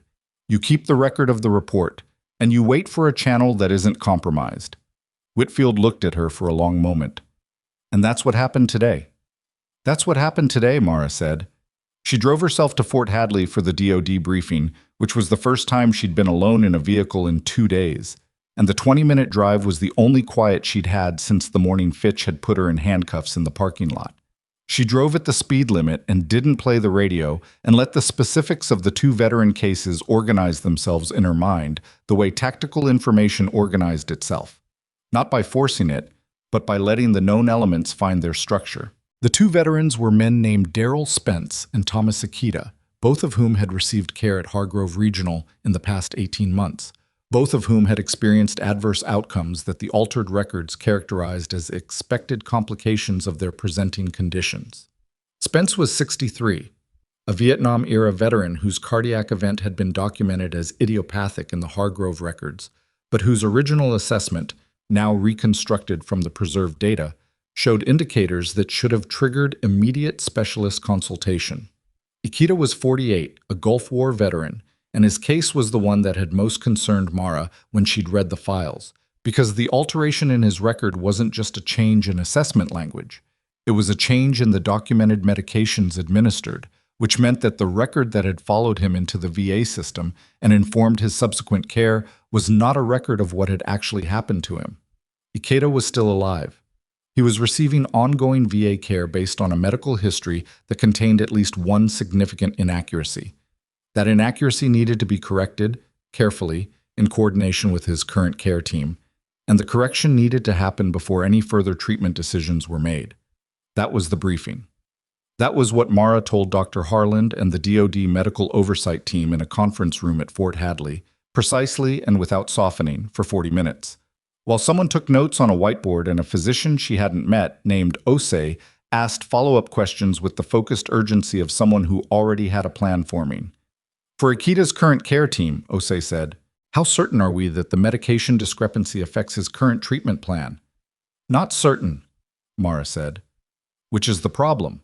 The discrepancy involves a drug class that has interactions with 2 of his current medications. Whether those interactions are clinically significant depends on factors in his current presentation that I don't have. She looked at him. His care team needs to know today. Not because there's a confirmed harm, because there's a confirmed gap in information that they are making decisions from. Osei nodded and was already reaching for his phone before she finished speaking. She drove back to Caldwell in the early evening. The light was going flat and orange the way October light did in Oregon, and the fields on either side of the interstate had the exhausted, post-season look of crops that were done for the year. She felt the tiredness in her shoulders and in the specific place at the base of her skull where it always settled after long, sustained concentration, and she let herself feel it because denying it didn't make it go away. Her phone rang at the edge of the city. It was Cross. "Fitch has retained outside counsel," he said. "They've advised him to stop cooperating, which he's done." A pause. His counsel is making the argument that Fitch had no direct knowledge of the falsification scheme and that any awareness he had of liability management practices was within the normal scope of executive oversight. That argument is going to be interesting to make alongside the billing coordination evidence. Okafor thinks so too. Another pause, shorter. She also received something an hour ago, from Strand's attorney. Strand wants to make a formal proffer, full cooperation in exchange for consideration at sentencing. He's offering to provide documentation of communications between himself, OPP, and Fitch's office that he says establishes Fitch's awareness in specific terms. Mara was quiet. "If the communications say what Strand claims they say," Cross said, "Fitch's no direct knowledge argument doesn't survive." "When does Okafor decide?" "Tomorrow morning." He paused a third time, and this pause had a different texture. "There's something else." The investigation team ran a full records pull on OPE. 7 years of compliance documentation, internal memos, the full archive. They found something that isn't about the 6 cases. His voice was careful now, in the way it got when information was bad in a specific direction. "There are communications from 3 years ago between OP and someone outside the hospital, an external consultant. The communications reference a records normalization protocol and a liability reduction framework. The language is deliberately vague, meaning it was designed to be deniable. Meaning whoever wrote it knew what they were doing, but the external consultant appears in Meridian Health Partners' vendor records." He stopped. "Mara, Meridian owns 8 hospitals in the Pacific Northwest. If this protocol was implemented at Hargrove, and the communications suggest it was designed as a transferable system," she understood before he finished. "It's not just Hargrove. We don't know that yet. Okafor has requested records from the other 7 facilities. The request went out 2 hours ago." She pulled over on the side of the road, not because she needed to, but because the specific weight of what Cross had just said required her to not be in motion for a moment. She sat with the engine running and the orange light coming through the windshield and the arithmetic of it settling. 7 more hospitals. How many cases per hospital? How many patients? How many records altered? How many people who had received care and been given an account of that care that wasn't true? She thought about Devin Greer, who was alive because she'd walked into Bay 4 uninvited and said the things she wasn't asked to say. She thought about Thomas Ikeda, whose care team was being called right now, who would find out that the record they'd been treating from had a gap in it. She thought about the 6 cases, and then she thought about 7 more hospitals, and the number became something she couldn't hold in her head as individual people, which was the thing she'd been fighting against since this started, the way scale turned people into data. She made herself think about Daryl Spence specifically, 63 years old, veteran. Someone had looked at his cardiac presentation and made a choice to record it differently than it had happened because the accurate documentation created exposure, because exposure had a cost, because the cost-benefit analysis of a compliance framework built by an external consultant and implemented across a hospital system had determined that the cost of hiding it was lower than the cost of being honest about it. She let herself be angry about that for approximately 30 seconds. Then she pulled back onto the road. "Tell Okafor," she said, "that if she needs someone who has been inside one of those facilities to help read the records from the others, I'm available." "She's going to ask me if you mean that." "Tell her I mean it." She reached the city proper as the streetlights came on. Caldwell at dusk had the particular look of a place in the process of becoming itself, neither the mid-sized city it was growing toward, nor the smaller town it had been 10 years ago, caught in a transition that was visible in the mixed architecture and the new construction and the half-empty storefronts that hadn't decided yet what they would become. She parked outside her building and sat in the car for a moment. The investigation would continue tonight without her. Warrants being reviewed, statements being processed, Strand's proffer being evaluated by Okafor and the IG's legal team. Fitch was somewhere in the city with his outside counsel, constructing a position. OPP was in a formal interview that had apparently resumed after a 2-hour break, with his attorney present in a different posture now that the mother file had been confirmed and the park statement had been recorded. The building was not going to hold. Whatever structure had maintained the operation at Hargrove Regional was in the process of losing the pressure that kept it intact, and once that happened, the individual components, OPP, Strand, Fitch, the external consultant, Meridian Health Partners, would each seek to define themselves as separate from the others, and in that process more would come out than any of them intended. She was almost to her apartment door when her phone buzzed again. Not Cross this time. An unknown number, different from the one Park had used. She opened the message.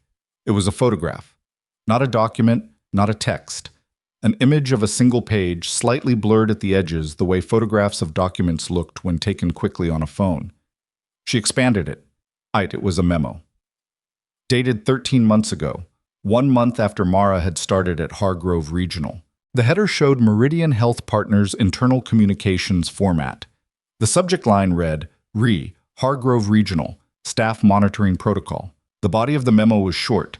It referenced an unnamed staff member in the nursing department who had filed multiple internal reports and was described as a potential documentation liability. It recommended initiating a formal performance monitoring process and noted that accelerated separation might be indicated if the pattern continued. The memo was signed by Warren Fitch.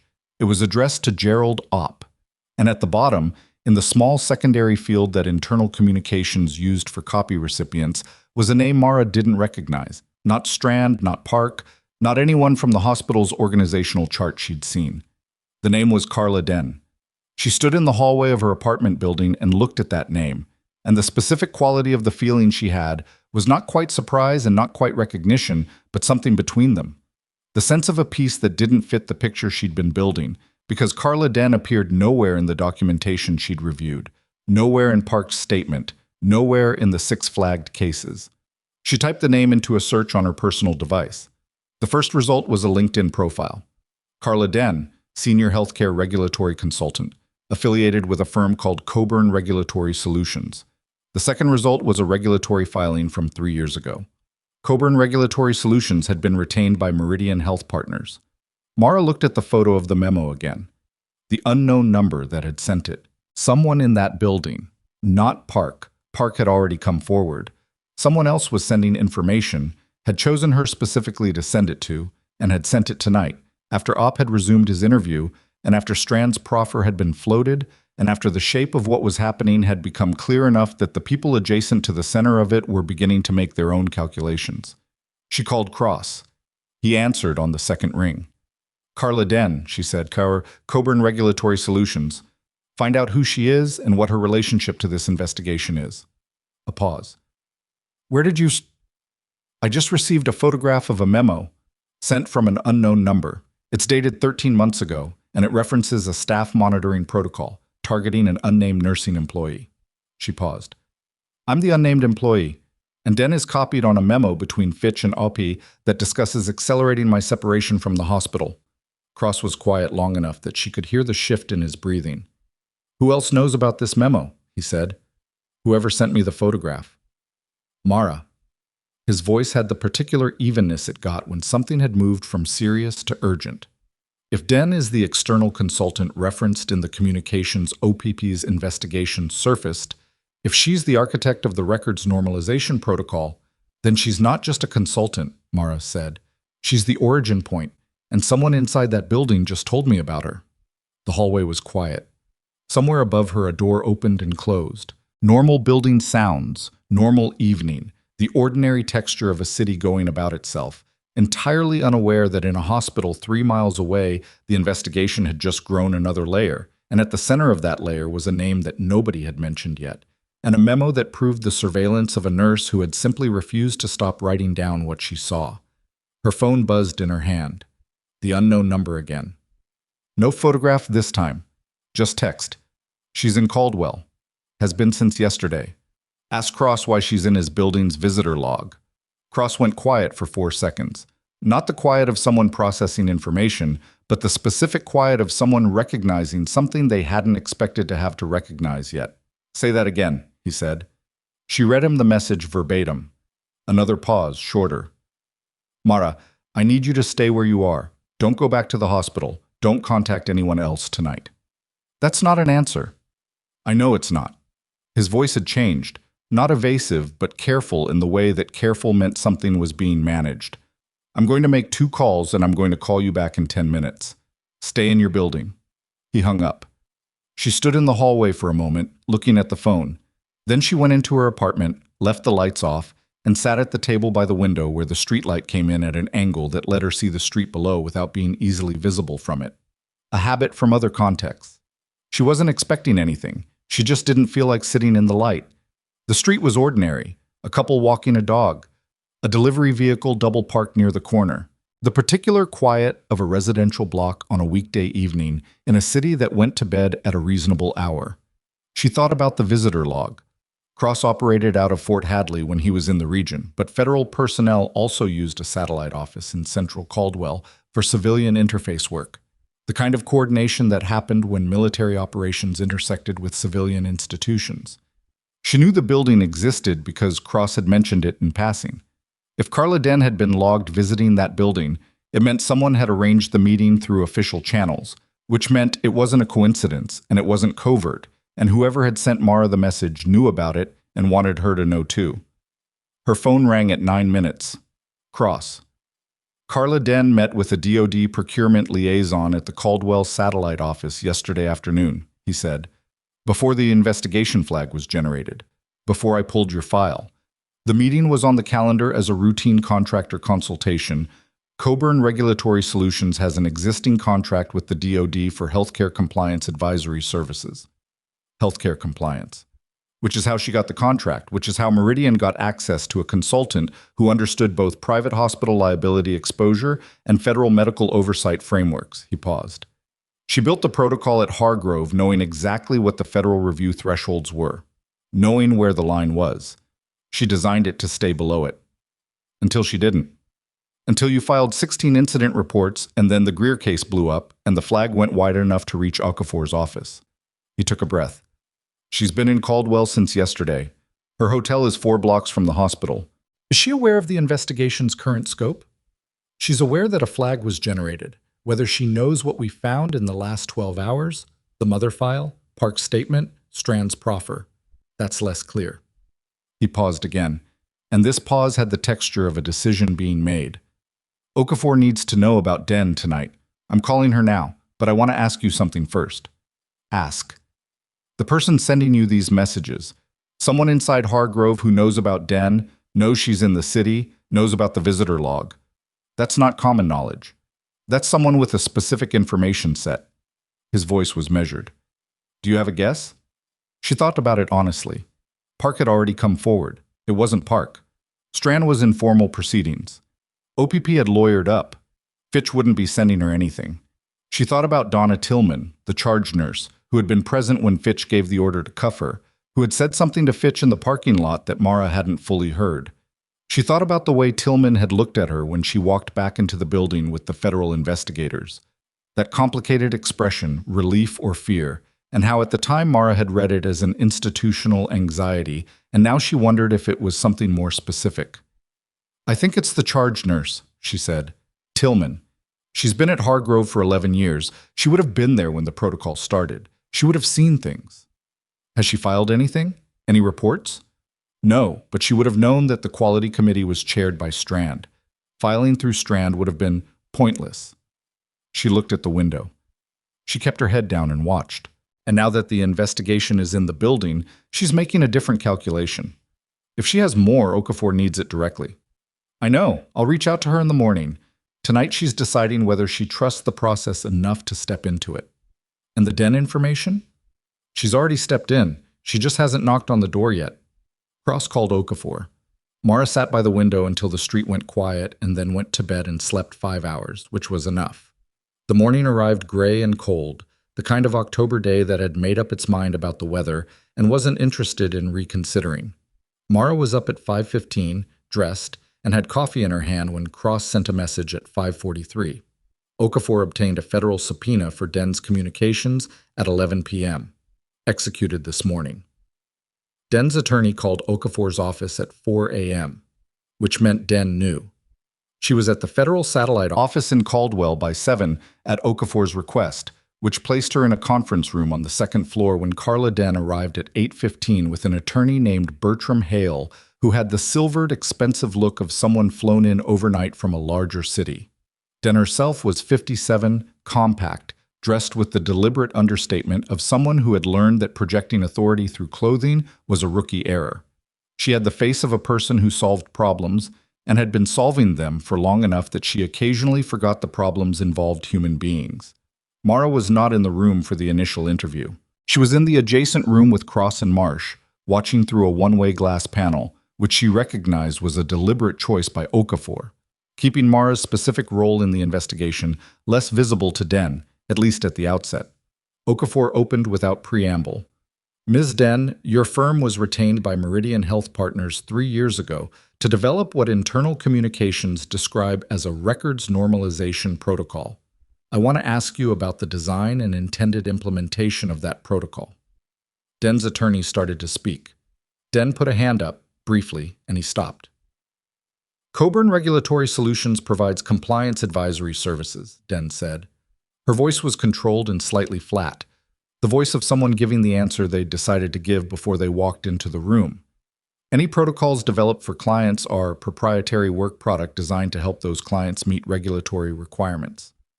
The protocol implemented at Hargrove Regional resulted in the falsification of at least 6 patient records, Okafor said. And communications recovered from Hargrove's compliance server suggest that the protocol was designed, at minimum in part, to manage liability exposure by altering clinical documentation. I can't speak to how a client implements Ms. Den. Okafor set a single printed page on the table and turned it so it faced Den. This is an email from your personal work account to Gerald Opp, dated 28 months ago. It details specific instructions for which fields in Hargrove's EMR system are audited by state regulators and which are not, and it recommends a documentation approach that would, and I'm quoting, minimize adverse outcome visibility in high-frequency audit windows. The room next door went quiet enough that Mara could hear the ventilation. Den looked at the email. Her attorney looked at the email. The attorney began to say something, and Den, again, put her hand up. I'd like a recess, Den said. You're not under arrest, Okafor said pleasantly. You can leave whenever you'd like. But the subpoena covers 37 months of your firm's communications with Meridian and its subsidiaries, and we will be reviewing them with or without your cooperation. I'm giving you the opportunity to provide context before I've read everything. She let that sit. That offer has a shelf life. Mara watched Den's face through the glass. What she saw there was not panic, it was calculation. The same quality that had allowed someone to design a system that stayed just below detection thresholds for 5 years, now being applied to the problem of this room, this morning, this investigator who had already read enough to know the shape of the thing. The calculation took about 45 seconds. The protocol, Den said, was designed for documentation standardization. The liability dimension was a secondary consideration that certain clients elected to emphasize in their implementation. That was not the intended purpose. Can you distinguish which clients implemented it as you intended and which did not? A pause. Possibly? Then I suggest we start there. Mara turned away from the glass. She'd seen what she needed to see. Not the specific content of what Den was going to say, but the direction of it. Den was going to give up the clients. She was going to offer Meridian's other facilities in exchange for a narrower frame around her own role, which would either work or wouldn't, depending on what the 37 months of communications contained, but either way it meant the investigation was going to expand before the day was out. She found Cross in the corridor. She's going to cooperate, Mara said, on her own terms, which means she's going to try to shape what she gives them. Okafor needs to already have enough from the communications to know when Den is editing. The subpoena team has been working since midnight, Cross said. Marsh thinks they'll have a preliminary review done by noon. He looked at her. Okafor asked me to tell you something. What? That the nursing license suspension filed by Hargrove Regional yesterday morning has been formally flagged by the State Medical Board as procedurally improper. The suspension was filed under emergency powers, which require documented evidence of immediate patient danger. The board reviewed the filing and found no such evidence. He paused. Your license was never actually suspended. The filing was rejected at intake. Fitch's office filed it and didn't follow up, so no one at the hospital checked. She looked at him. He didn't even file it correctly. He was moving fast and he was angry, and he assumed it would stand because he'd never had anyone look at his paperwork before. Cross's voice was even, but there was something in it. Your license is intact. It has been the entire time. She stood with that for a moment. The specific absurdity of it, the handcuffs, the walk out of the building, the 2 days of federal investigation, the Den memo with her unnamed in it as a documentation liability. All of it set in motion by a man who hadn't even managed to complete the paperwork he'd used to try to silence her. I want to go back to the hospital, she said. Cross looked at her. Not for the investigation, she said. Okafor has what she needs from me for the Den interview. The records review is in Marcia's hands. I want to go back because there are patients there who've been receiving care for 2 days while their institution was being investigated, and the staff has been managing that uncertainty while trying to do their jobs. She paused. And because Donna Tillman sent me 2 messages last night, and I want to be in the building when I call her back. Cross studied her. Fitch is still in that building. I know. His counsel has advised him not to engage with you. Good. He drove her. They arrived at Hargrove Regional at 9:40, and the atmosphere in the building had changed again. Not the controlled normalcy of the day before, not the lobby's false calm with Fitch positioned at the entrance. The lobby was busy in the ordinary way of a functioning hospital, but there were 2 federal investigators still stationed in the administrative wing, and the staff moved with the specific quality of people who had stopped performing composure and were simply getting through the day. Mara went to the nursing station on the 3rd floor where Tillman was working. The charge nurse saw her coming, and her expression did the same complicated thing it had done in the lobby 2 days ago, but this time Mara was close enough to read it properly. It was exhausted relief, the expression of someone who had been waiting for a thing to happen and had finally, after a very long time, watched it begin. I got your messages, Mara said quietly. Tillman looked at her and then at the corridor in both directions. Can we? Yes. They went to the small consultation room off the nursing station, the one used for difficult patient conversations, with the box of tissues on the side table and the chairs positioned slightly closer together than standard furniture arrangements. Tillman sat and put her hands in her lap, and Mara sat across from her and waited. I've been at this hospital for 11 years, Tillman said. I knew something was wrong inside the first 2. I filed 1 report, one in 2020, about a documentation discrepancy I'd seen in a post-op record.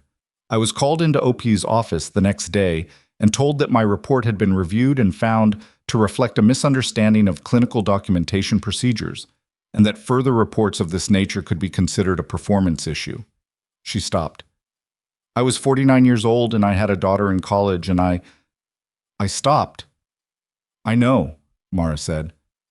I watched them do it to other people after that. Anyone who pushed.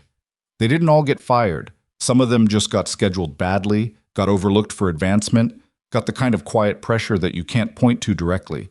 And eventually they left. She looked at Mara. I watched them try to do it to you. When you kept filing reports, and they kept coming back rejected, and Fitch started having OP document your behavior. I knew what it was because I'd seen it before. I just couldn't figure out how to stop it. The memo, Mara said. The one about the staff monitoring protocol. How did you get it? Tillman's mouth compressed. OPP printed things. He was old enough to prefer physical copies for certain things. His office printer was on the shared network, and if you were in the workroom adjacent to his office at the right time, you could see what was printing. She paused. I photographed it on my phone 18 months ago. I've been carrying it since then. And the visitor log. Carla Den. She came to the hospital twice in the last 3 years. Not as a patient, not as a family member. She came in through the administrative entrance and went directly to Op's office. The second time was 8 months ago. I logged her as a visitor because that's the procedure, and because I wanted there to be a record that someone at this hospital would have to account for. Mara looked at her. 11 years. Donna Tillman had spent 11 years in this building watching it happen and finding the smallest possible ways to create a record of it while staying just functional enough to keep her job and her schedule and the salary that put a daughter through college. She hadn't been a hero and she hadn't been a villain, and she'd been aware of that distinction for 11 years, and it had cost her something that didn't have a precise name. Okafor's team needs to hear everything you just told me, Mara said. Today. I know. Including the 2020 report and how OP responded to it. I have the response letter. I kept everything. Tillman looked at her with the particular exhaustion of someone at the end of a very long wait. I knew when I saw you walk in 2 days ago behind those investigators that I knew it was happening. I just needed to see you in the building first before I believed it was real. Mara sat with that for a moment. Come with me, she said. Right now. I'll walk you to Okafor's team. Tillman nodded and stood, and she moved the way people moved when they'd been holding something for a long time and were finally putting it down. Not lighter exactly, because the weight didn't disappear, but differently balanced. The morning continued its grinding, procedural momentum. Tillman gave her statement to one of Okafor's investigators for 2 hours. Mara worked from a temporary desk in the administrative wing. Okafor had cleared it with the hospital's interim management structure, which had been hastily assembled when it became clear that Fitch's operational authority had been effectively suspended by the investigation. The interim manager was a woman named Dr. Yolanda Ash, a physician who had been on the medical staff for 6 years and who received the situation with the grim practicality of someone handed a problem they hadn't created and intended to address without theater. Ash found Mara at the temporary desk at 11:15. I'm going to ask you something directly, Ash said, and I want a direct answer. Go ahead. Is this hospital safe to operate right now? The clinical function, the patient care. Not the administrative structure, not the record situation, the day-to-day of what happens in these rooms to these patients. Mara looked at her. It was the right question, and it was the question that the investigation, in its necessary focus on documentation and accountability, had moved slightly away from in the last 48 hours. The nursing staff is competent and they're doing their jobs under significant stress, Mara said. The clinical risks that existed before this investigation were primarily in how adverse outcomes were being managed and documented after the fact, not in the real-time care itself, with some exceptions. She paused. The exceptions were cases where Strand made procedural decisions that were influenced by liability rather than purely clinical judgment. Strand is not currently practicing. Who else? Park is cooperating with the investigation. Her clinical competence is separate from her administrative decisions. I wouldn't pull her from patient care based on what I know. But that's my read, not a board determination. Mara met Ash's eyes. The honest answer to your question is probably yes, with monitoring. But you should have the state medical board's risk assessment before you rely on my judgment alone. I've already requested it, Ash said. I wanted your read first. She looked around the administrative wing, the temporary desks, the investigators, the particular chaos of an institution being taken apart from the inside. How long have you known something was wrong here? About 3 weeks into my first month. Ash absorbed that. And you stayed? I stayed. Why? Mara considered it. Because leaving doesn't fix it, and because I've spent enough time in situations where leaving was the only option that I've gotten particular about the situations where it isn't. Ash looked at her for a long moment and then nodded. Not in agreement exactly, but in the way of someone who had received information and was going to carry it carefully. She went back to the work of running a hospital under investigation, which was its own kind of thankless precision. The Strand proffer was formally accepted by Okafor's office at 12:30. Mara heard about it from Marsh, who appeared at her temporary desk with the look of someone who had been awake for 30 hours and had stopped noticing. Full cooperation, Marsh said, in exchange for sentencing consideration, not immunity. Okafor wouldn't give immunity given the scope. He's providing complete documentation of the coordination between himself, OP, and Fitch's office. Emails, printed memos, 2 recordings he made on his personal device. Mara looked up. He recorded conversations. 9 of them, spanning 14 months, including 3 conversations with OP and 1 with Fitch. Marsh paused. The Fitch recording is from 8 months ago. Strand says Fitch explicitly discussed the liability management strategy, not in clinical terms, but in operational terms. Revenue protection, settlement avoidance. He uses the phrase documentation risk 3 times. The phrase had the specific sterility of someone who had spent enough time around legal language that it had replaced the ordinary words, patience, harm, truth, with something that didn't require acknowledging what it was. Fitch's counsel still maintaining the no direct knowledge position? She asked. They were. They're going to get the recording this afternoon as part of disclosure. Marsh allowed himself a brief, tired expression. I'm looking forward to that call.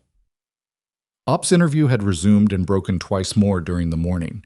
By early afternoon, with the Strand recording in Okafor's hands and the Den subpoena communications being processed by the review team, the architecture of his position had collapsed in the specific way that coordinated positions collapsed, when the coordination itself was documented, each person's account of events contradicting the others at the points that mattered, creating a map of who had known what and when that was more accurate than any single account would have been.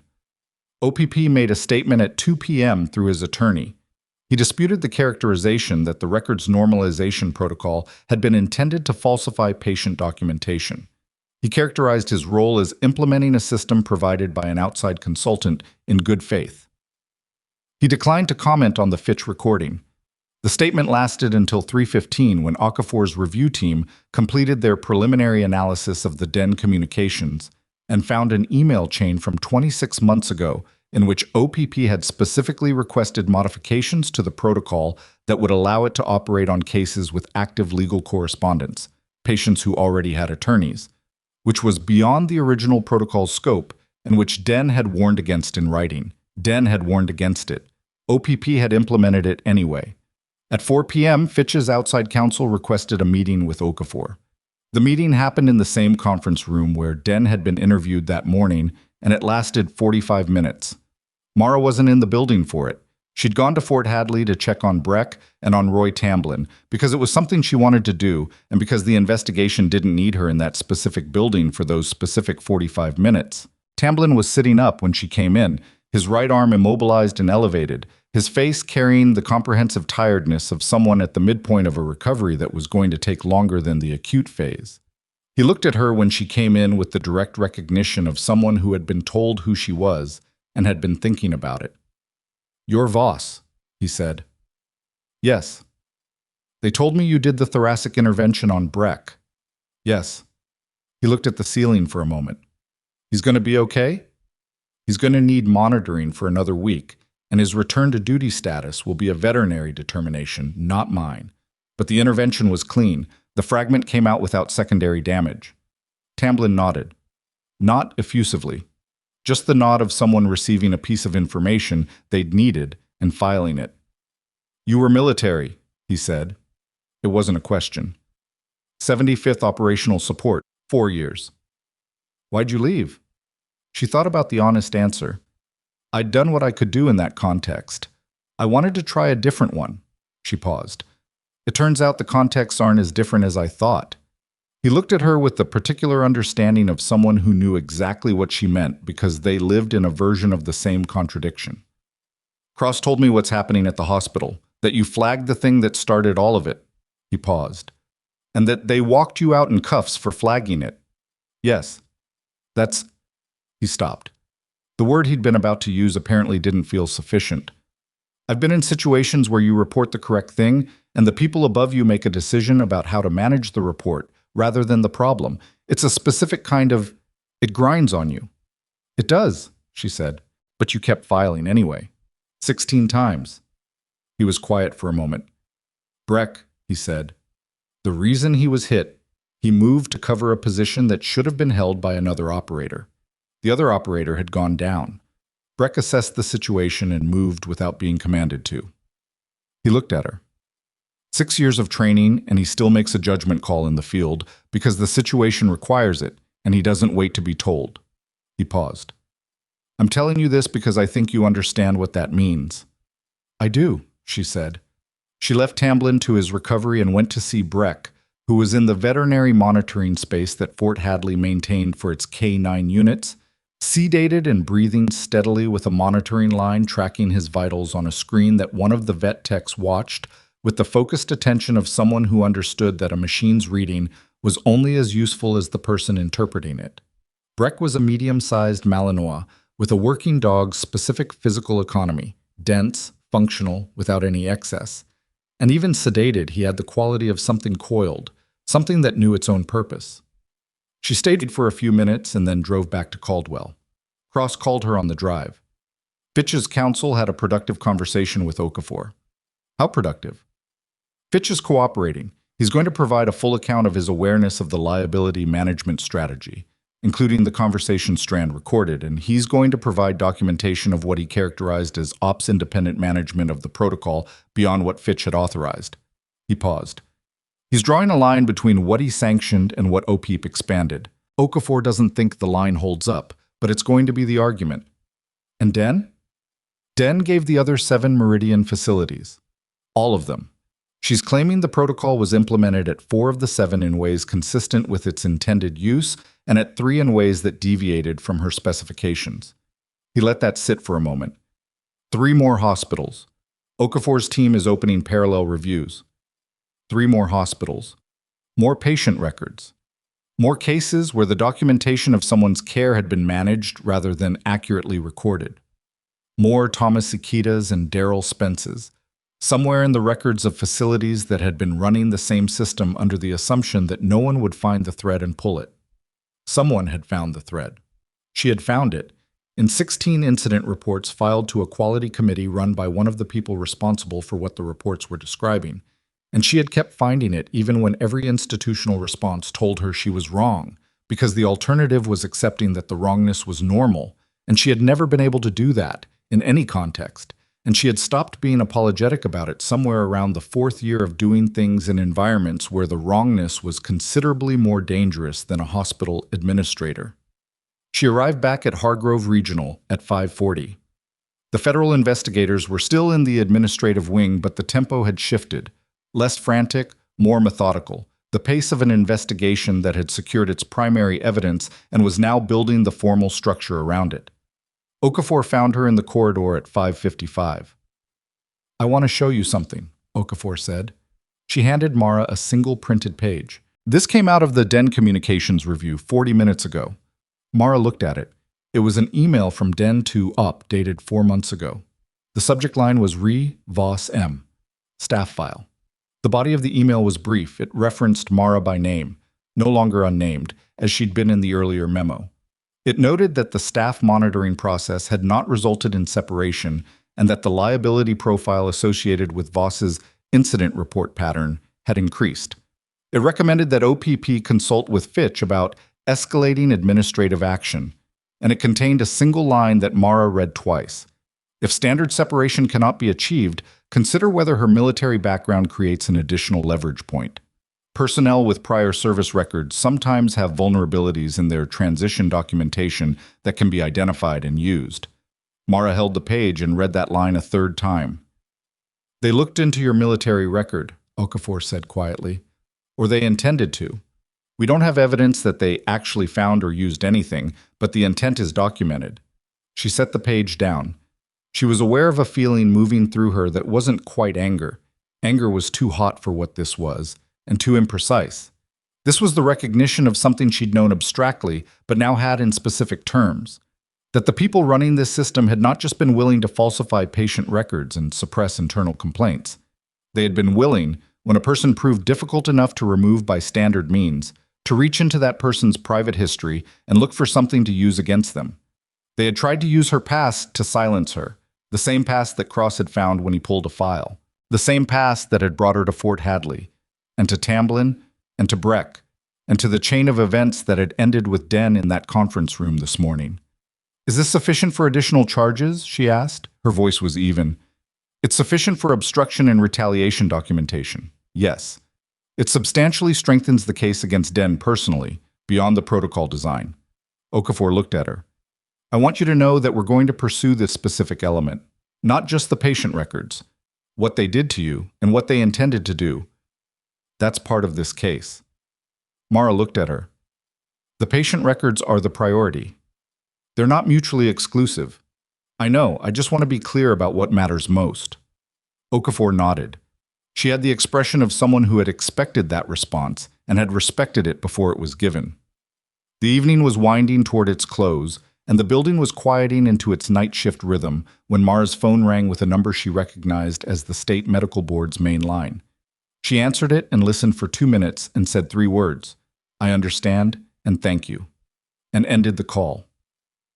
She stood in the corridor and processed what she'd just been told, which was that the Oregon State Medical Board had completed its emergency procedural review of Hargrove Regional's filing against her and had issued a formal finding that the filing had been improperly submitted without supporting documentation and was therefore null from inception. Her record was clear, not restored. Clear, as in there had never been a valid action against her license, because the action had never been properly filed, because the man who had ordered it had done it in a fury and without the process that gave it any force, and the board had looked at it and seen immediately what it was. She walked back to the temporary desk and sat down and wrote up the last of her consultation notes from the day. The Tillman interview, the Ash conversation, the Tamblin visit, the Den email, in the same clear time-stamped format she'd used for 16 incident reports over 14 months.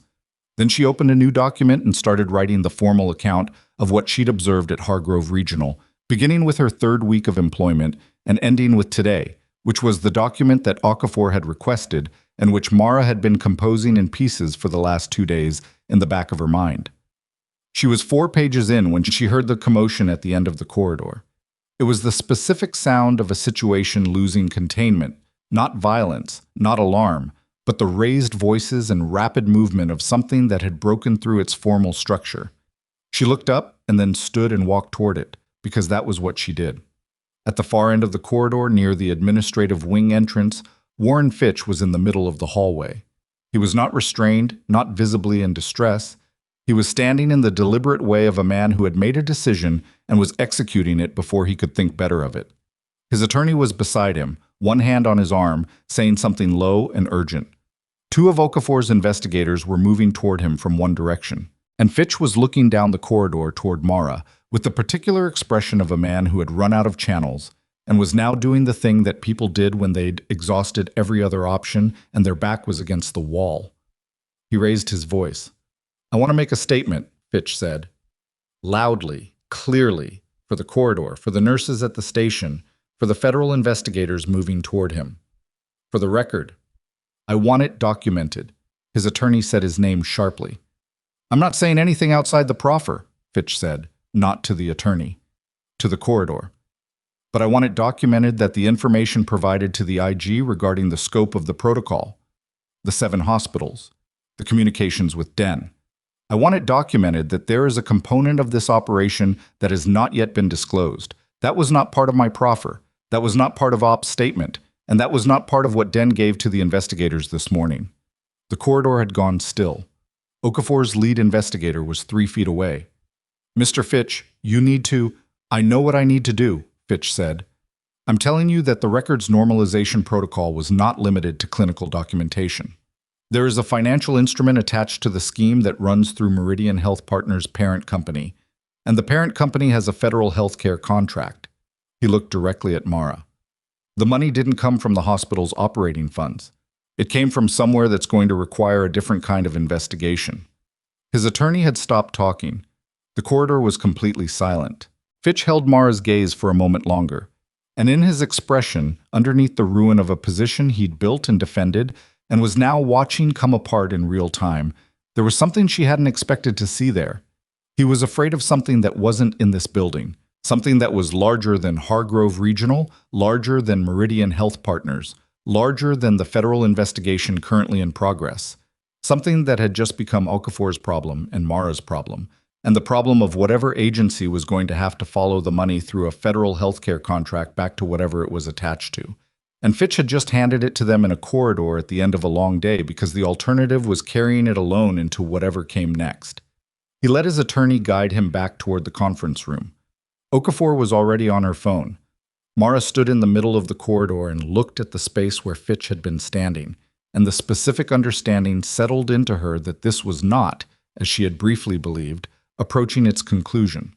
It was approaching something considerably larger than that, and the thread she'd pulled 14 months ago with a single incident report about a cardiac echo reading was still unspooling, and she had no clear view yet of where it ended. The thread didn't end at Meridian Health Partners. Okafor worked through the night with a team that tripled in size by midnight when the Department of Justice's Healthcare Fraud Division sent two of its own investigators to join the effort after a single phone call from Okafor's office confirmed what Fitch's statement had implied, that the financial instrument embedded in the records normalization protocol connected to a federal healthcare reimbursement contract worth $47 million over 5 years. The contract ran through Meridian's parent company, a holding group called Vantara Capital Group, with healthcare interests in 11 states. And the mechanism was not complicated once you understood it, which was the nature of most fraud once you found the right angle: falsified outcomes. Data submitted to federal reimbursement programs to justify higher care tier billing on patients whose actual care had been documented as less intensive than billed. The clinical falsification and the financial fraud were not two separate systems. They were the same system, serving two purposes simultaneously. Mara learned this the way she learned most things during those weeks, in pieces, from Cross, in brief direct summaries delivered without softening because he'd figured out early that she didn't need it. She processed each piece the same way she processed clinical information in difficult environments. Take it in, hold it accurately, determine what it changes about the picture, adjust. What it changed about the picture was the scale. This was no longer a single hospital. This was a method, tested and refined at Hargrove Regional, then packaged and distributed across a network of facilities, underpinned by federal money and sustained by the assumption that no one would ever look carefully enough at the intersection between the clinical records and the billing codes. She had looked 16 times, and been told 16 times that she was wrong. The arrests happened over 4 days, not all at once, because federal arrests in financial fraud cases happened when the warrants were ready, and the warrants took time to construct correctly. OPP was first taken into custody on a Tuesday morning outside his apartment, a fact Mara learned from a news alert on her phone while she was eating breakfast. Fitch was arrested the following day, at the Caldwell Federal Courthouse, where he'd gone voluntarily with his attorney to continue cooperation proceedings, which was either a strategic decision or a genuine reckoning, and probably both. Strand was charged and released on his own recognizance pending his cooperation agreement, which would determine his ultimate exposure. Den was arrested in Portland, where she'd returned after her initial interview, and the arrest was captured on a news camera outside the building where Coburn Regulatory Solutions maintained its offices, a fact that circulated quickly because it had the specific visual quality that news cameras sought. 3 executives at Vantara Capital Group were charged at the federal level. The DOJ issued a statement describing the scheme as one of the most sophisticated sustained healthcare documentation frauds identified in the Pacific Northwest in the past decade. The statement cited clinical records involving more than 200 patients across 4 hospital systems over approximately 5 years, 211 specifically. That was the final count. Not 6. Not the expanded 7-facility estimate. 211 patients whose records had been altered in ways that ranged from minor documentation adjustments to substantive changes in the recorded care they'd received, all of it in service of a billing strategy and a liability management framework that had been designed by someone who understood both systems well enough to exploit the gap between them. Mara read the number in the DOJ press release and sat with it for a long time. 211 people who had come to a hospital in need of care and had received, alongside whatever clinical treatment they'd gotten, a version of the record of that care that had been shaped by someone else's financial interests. Some of them would never know. Some of them would find out through the notification process the DOJ and state medical boards were now required to undertake, and would spend time, weeks, months, possibly longer, uncertain about what had actually happened to them and whether decisions made about their subsequent care had been made from accurate information. She thought about that cost. Not the legal cost, not the institutional cost, but the specific human cost of uncertainty about your own body and your own history, introduced by people who had calculated that the risk of your knowing was worth less than the profit of your not knowing. She stayed angry about it for longer than she let show, which was the appropriate amount. The Oregon State Medical Board's formal review of Hargrove Regional concluded 6 weeks after the arrests and produced a public report that ran to 83 pages. The report detailed the falsification scheme, the quality committee mechanism that had been used to suppress internal reporting, and the specific pattern of incident reports that had been filed and dismissed. Mara's name appeared 14 times in the report, not as a subject of investigation, but as the origin point of the complaint chain that had initiated the formal inquiry. The report included a section on institutional accountability in its recommendations. One of those recommendations was the creation of an independent external reporting mechanism for nursing staff at all Oregon-licensed hospitals, a channel that bypassed internal quality committees and connected directly to the state board's oversight function. The recommendation cited the Hargrove case as the specific basis. It was not a perfect recommendation. Nothing that emerged from institutional processes was ever exactly right the first time. But it was a real thing, written in a real document, that would make it marginally harder for the next person who noticed something wrong in a building full of people with reasons to look away from going unheard 16 times. Mara noted it and filed it the way she filed things. Donna Tillman received a formal recognition from the state board for her cooperation with the investigation.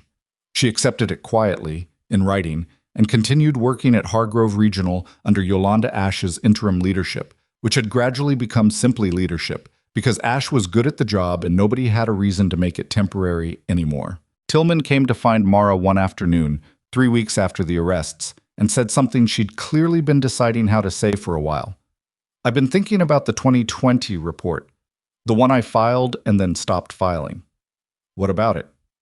"If I'd kept going," she stopped. "If I'd done what you did, filed again and again." "You didn't have the background I had," Mara said. "What OP said to you after the first report was a threat in operational terms. You read it correctly. I'm not saying you were wrong to protect yourself. I'm not asking you to absolve me." Mara looked at her. "Then what are you asking?" Tillman's jaw worked. "I'm asking if you think it would have mattered if I'd kept going." "Honestly? Yes. Possibly earlier, possibly not. OPP's mechanism for dismissing reports was intact at that point. The quality committee was intact. You might have just burned through your position faster." She paused. "But possibly earlier. I think about that too." Tillman nodded. It was not a comfortable answer, and they both knew it, and neither of them tried to make it one. Lena Park's case moved through the board's disciplinary process over 3 months. Her cooperation was weighed against her participation, however limited, however coerced, and the board issued a formal censure rather than a suspension, along with a mandatory compliance education requirement and a 2-year monitoring period. It was not a consequence-free outcome. It was not supposed to be. But it was proportionate in a way that the board's report acknowledged openly, which was itself an unusual act of institutional honesty. Park came to find Mara once, briefly, in the parking lot outside the hospital. "I wanted to say something to you that isn't part of any formal process," Park said. "All right. You were right in Bay 4, about the dissection, about the timing, about all of it. I've thought about that morning approximately 400 times in the past 2 months. She looked at the hospital entrance. "I've thought about what I would do if I had it back, whether I would speak up." "Would you?" Park considered it. "I think so. I think the answer to that question has changed." She looked at Mara. "I'm not sure I would have changed it on my own. That's the part I'm still working through."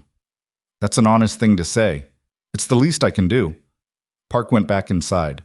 Mara stood in the parking lot for a moment, in roughly the same location where she'd sat on a bench 2 months ago with her hands cuffed behind her back and watched a black government vehicle idle at the far end of the lot. The parking lot looked the same. The hospital looked the same. Most of the outside did. Inside was different. Cross came to Caldwell in the 6th week after the arrests. He found Mara in the hospital. She'd been consulting with Ash's team on nursing protocol revisions, a role she'd fallen into without it being formally offered, the way she fell into most things. And they went for coffee at a place 2 blocks away that had good coffee and bad lighting and the kind of corner table where a conversation could happen without performing itself. "The DoD medical oversight report is finalized," he said. "Spence and Akita's records have been corrected in the VA system. Their care teams have been briefed. Akita's treatment plan has been adjusted. The medication interaction concern was real, and it's been addressed." He wrapped his hands around his mug. Both of them were notified directly by physicians. They were given the actual account of what happened and why the records had been wrong. How did they respond? Cross was quiet for a moment. Spence was angry. He's 63 years old, and he found out that the people managing his cardiac records had shaped those records around something other than his health. He's considering legal action. He should. Ikeda was quieter about it. He asked a lot of specific medical questions. Then he asked why it had taken this long. Cross paused. I didn't have a clean answer for him. There isn't one. No. He looked at his coffee. The DoD is opening a review of contractor credentials for healthcare compliance consulting firms. Any firm with both private hospital clients and federal healthcare contracts is going to be reviewed against the Coburn model. He looked up. It's going to take time. These things always take time, but it's started. Because of Caldwell. Because of Caldwell. He studied her. There's something else I want to ask you. She waited. Dr. Harland is standing up a new position in her office. It's a civilian advisory role. She wants someone who has both clinical experience and operational field background to help design the review protocols for the contractor audit. Someone who understands what falsified medical records look like from the inside of a clinical environment, not just from a compliance checklist. He set down the mug. She asked me if you'd be interested. Mara looked at him. It's not a return to service, he said. It's civilian, Caldwell-based, mostly, with some travel. You'd keep your nursing license active and your clinical work would inform the role directly. He paused. It's also not a permanent offer yet. She wants to meet with you first, and she's clear that it's contingent on the conversation. What would the work actually be? Reading records, flagging anomalies, training the review teams to see what you see. The gap between what documentation says and what the clinical reality would have to be for that documentation to be accurate. His voice was straightforward. Basically, doing what you've been doing for 14 months, but with institutional backing and a mandate to act on what you find. Mara sat with that for a moment. The coffee place had the low hum of mid-morning, a few people on laptops, a table of two having a conversation too quiet to hear, the sound of the espresso machine from behind the counter. An ordinary place, doing its ordinary work. She thought about why she'd come to Caldwell in the first place. The tiredness she'd described across on the drive to Fort Hadley. Not the tiredness of a person who was done, but the tiredness of someone who needed to change the context to find out if they still had anything left. She'd found out. She had more than she'd expected, and it had expressed itself in a form she hadn't anticipated. And she was honest enough with herself to acknowledge that the form had suited her in ways that a quieter life hadn't, not fully. She also thought about the 211 patients. She thought about the 7 hospitals and the contractor audit, and the fact that the model Den had built existed because no one with the specific combination of clinical knowledge and investigative instinct had been positioned to see it clearly until she had walked into a building in Caldwell, Oregon, and started filing incident reports out of habit. Tell Harlan yes, she said, to the conversation. Cross allowed himself a brief expression that was almost a smile. I'll tell her. The conversation with Harlan happened 5 days later, at Fort Hadley, in a conference room that Mara was beginning to know well. Harlan asked specific questions, and Mara gave specific answers, and they spent 90 minutes mapping what the role would actually look like in practice, which was harder and less clean than Cross had made it sound, and more interesting than any job description would have captured. You're going to encounter resistance, Harlan said, near the end. Hospitals, health systems, administrators who are going to characterize this review process as overreach. People who are going to look at you specifically, your background, the Hargrove case, and decide you're an adversary rather than a resource. I know. How do you handle that? Mara thought about 16 incident reports, about the quality committee response letter that said her assessments were inconsistent with clinical documentation, about Warren Fitch in the parking lot telling her she couldn't leave the premises, about Elliot Strand telling her to stay in her lane. I keep filing, she said simply. Harlan looked at her for a moment.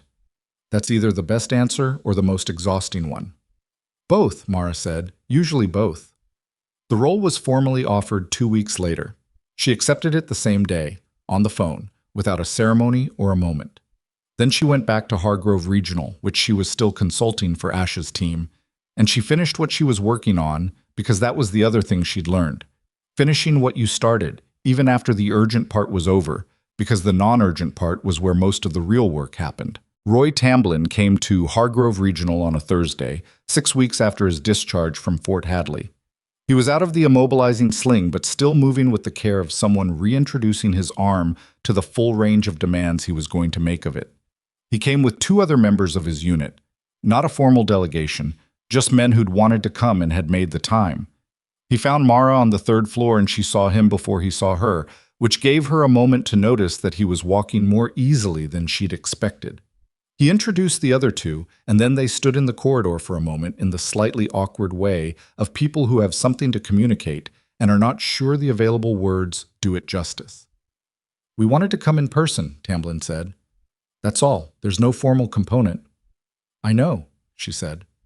One of the others, a sergeant named Wills, who had the compact stillness of someone who'd spent years learning not to take up more space than necessary, said, "We heard what happened, the whole thing, what they did to you when you walked out of this building."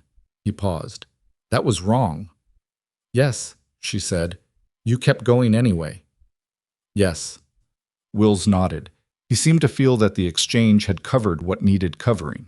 Tamblyn said, "Breck got cleared for return to training duty yesterday." Something moved through her chest that wasn't quite relief, because she'd expected it, but was warmer than she'd anticipated. "Good." The vet team said his thoracic function is full, no restriction. He met her eyes. "He doesn't know he almost died. He just knows he's back at work." "That's probably the right relationship to have with it," Mara said. Tamblyn almost smiled. The almost was doing a lot of work, but it was there. They left 20 minutes later and she stood in the corridor after they were gone and let the morning continue around her. The monitors, the footsteps, the ordinary functional noise of a hospital that had been broken and was in the long, unglamorous process of being rebuilt. Not quickly, not perfectly, but with the specific quality of an institution that had been forced to look at itself and was now trying to see clearly, which was the only thing you could ask for, and also the hardest thing. The investigation's final formal outcome arrived in pieces over the following months, the way these things always did. OPP was convicted on 7 federal counts, including healthcare fraud and obstruction of a federal investigation, and sentenced to 9 years. Den was convicted on 5 counts and sentenced to 6 years, with additional civil penalties that effectively dissolved Coburn Regulatory Solutions. 3 Vantara executives received sentences ranging from 3 to 5 years. The holding company was required to divest its healthcare interests as a condition of a consent decree with the DOJ. Fitch's cooperation reduced his exposure significantly. He received 18 months in civil penalties and was permanently barred from any role in healthcare administration. Strand cooperated fully and received a suspended sentence and 5 years probation, his medical license revoked. None of it was as satisfying as it sounded in summary. Sentences were sentences. Numbers on paper, people in rooms, systems doing what systems did. The patients who'd been harmed didn't become unharmed when the verdicts were read. Thomas Akita's adjusted treatment plan helped him, but didn't give him back the year he'd spent being treated from an inaccurate record. Daryl Spence's lawsuit settled without admission of liability, because they usually did, and he used some of the settlement to pay for a medical evaluation he hadn't known he needed because that was the practical thing to do with it. But the contractor audit Harlan's office ran, built on the review protocols that Mara helped design over 9 months of careful, specific work, identified 3 additional healthcare compliance firms operating comparable models in other regions. 2 of them voluntarily restructured their advisory practices when the audit began. 1 did not and was investigated by the DOJ. The review process became a standing program within the DoD medical oversight function, with a staff of 4, a number that was insufficient and was supposed to grow to 7 and had so far grown to 5, which was the pace of institutional change, which was frustrating and also real. The independent reporting mechanism for nursing staff in Oregon hospitals was written into state regulation 14 months after the Hargrove case closed. It was implemented imperfectly at first, as new mechanisms always were, and then gradually more correctly as the people administering it learned what it was for and why. In the first year of operation, it received 42 reports from nursing staff at hospitals across the state. 27 of those reports triggered formal reviews. 4 of those reviews identified substantive documentation concerns. None of those concerns involved a falsification scheme. All 4 involved practices that, without intervention, had the conditions to become one. Mara read the annual report summary on a Tuesday evening in her apartment, the same table by the window where the streetlight came in at an angle. The coffee mug on this counter was a different one. The book beside the couch was different. Some things were the same and some were changed, and that was the accurate account of what time did to a life when a person kept moving through it honestly. She'd been asked, twice by journalists writing about the Hargrove case, whether she considered herself a whistleblower. She'd said no both times because the word implied a moment of decision, a choice to step forward, a line crossed, a specific act of courage that preceded everything else. What she had done was not a single act. It was 16 acts, each of which had felt less like courage and more like accuracy. The refusal to record things as different from what they were, to accept other people's characterization of her observations as the authoritative version, to stop writing down what she saw because the people who received the reports had decided it wasn't worth reading. She had not at any point felt certain that what she was doing would matter. She had felt only certain that stopping would be wrong. Those were different things, and the gap between them was where most of the actual work lived. Not in the moments of conviction, but in the long stretches of doing the next correct thing without evidence that it was building toward anything, without the comfort of knowing how the story ended. The story had ended.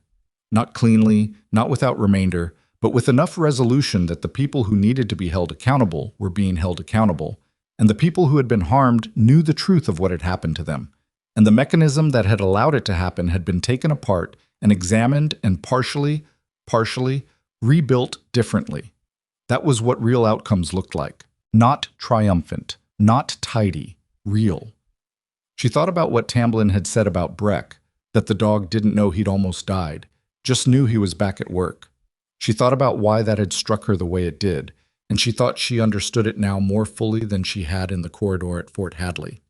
There was something in it about the relationship between surviving a thing and being defined by it.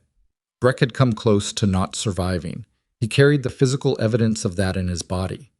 And he had moved, without drama or deliberation, back to the work he was built for, because the work was the point, and the injury was something that had happened on the way to the work. She had been humiliated in a hallway. She had been put in handcuffs in a parking lot. She had been described in a memo as a documentation liability. People had looked at her file and considered using her past to destroy her present, and had decided it was a viable strategy, which meant they had never understood what her past had actually made her. She was not defined by any of that. She carried it the way you carried the accurate record of things that had happened, because the accurate record was the foundation of what came next. But she was not shaped by Warren Fitch's rage, or Elliot Strand's dismissal, or Gerald Opp's threat, or Carla Denn's calculations. She was shaped by the 16 reports, by the specific practice of noticing things accurately and refusing to describe them as something else. By the 11 hours she'd spent once keeping 4 men alive in a collapsed structure, which had taught her the precise difference between situations that required flexibility and situations that required holding exactly the line you were holding. She had held the line. And the thing she'd learned, the thing she carried forward into the work in Harlan's office, and the training sessions with the review teams and the long grinding process of building something that would outlast any single case, was that holding the line didn't require certainty about the outcome. It required only the specific conviction that accuracy mattered, that the correct record of what happened to people in institutions that held power over them was worth fighting for, even when the fight looked like a stack of rejected incident reports, even when it looked like a parking lot and a pair of handcuffs, and no one in the corridor willing to say a word. It had always been worth it. For the 211 people whose records she'd never seen until the investigation started, whose names she hadn't known when she filed the first report, who had never known her name and never would, it had always been worth it. And for the next person who noticed something wrong in a building full of people with reasons to look away, and who picked up their pen anyway, it was worth it for them too. That was the whole of it. That was the point. She closed the annual report, picked up her coffee, and got back to work.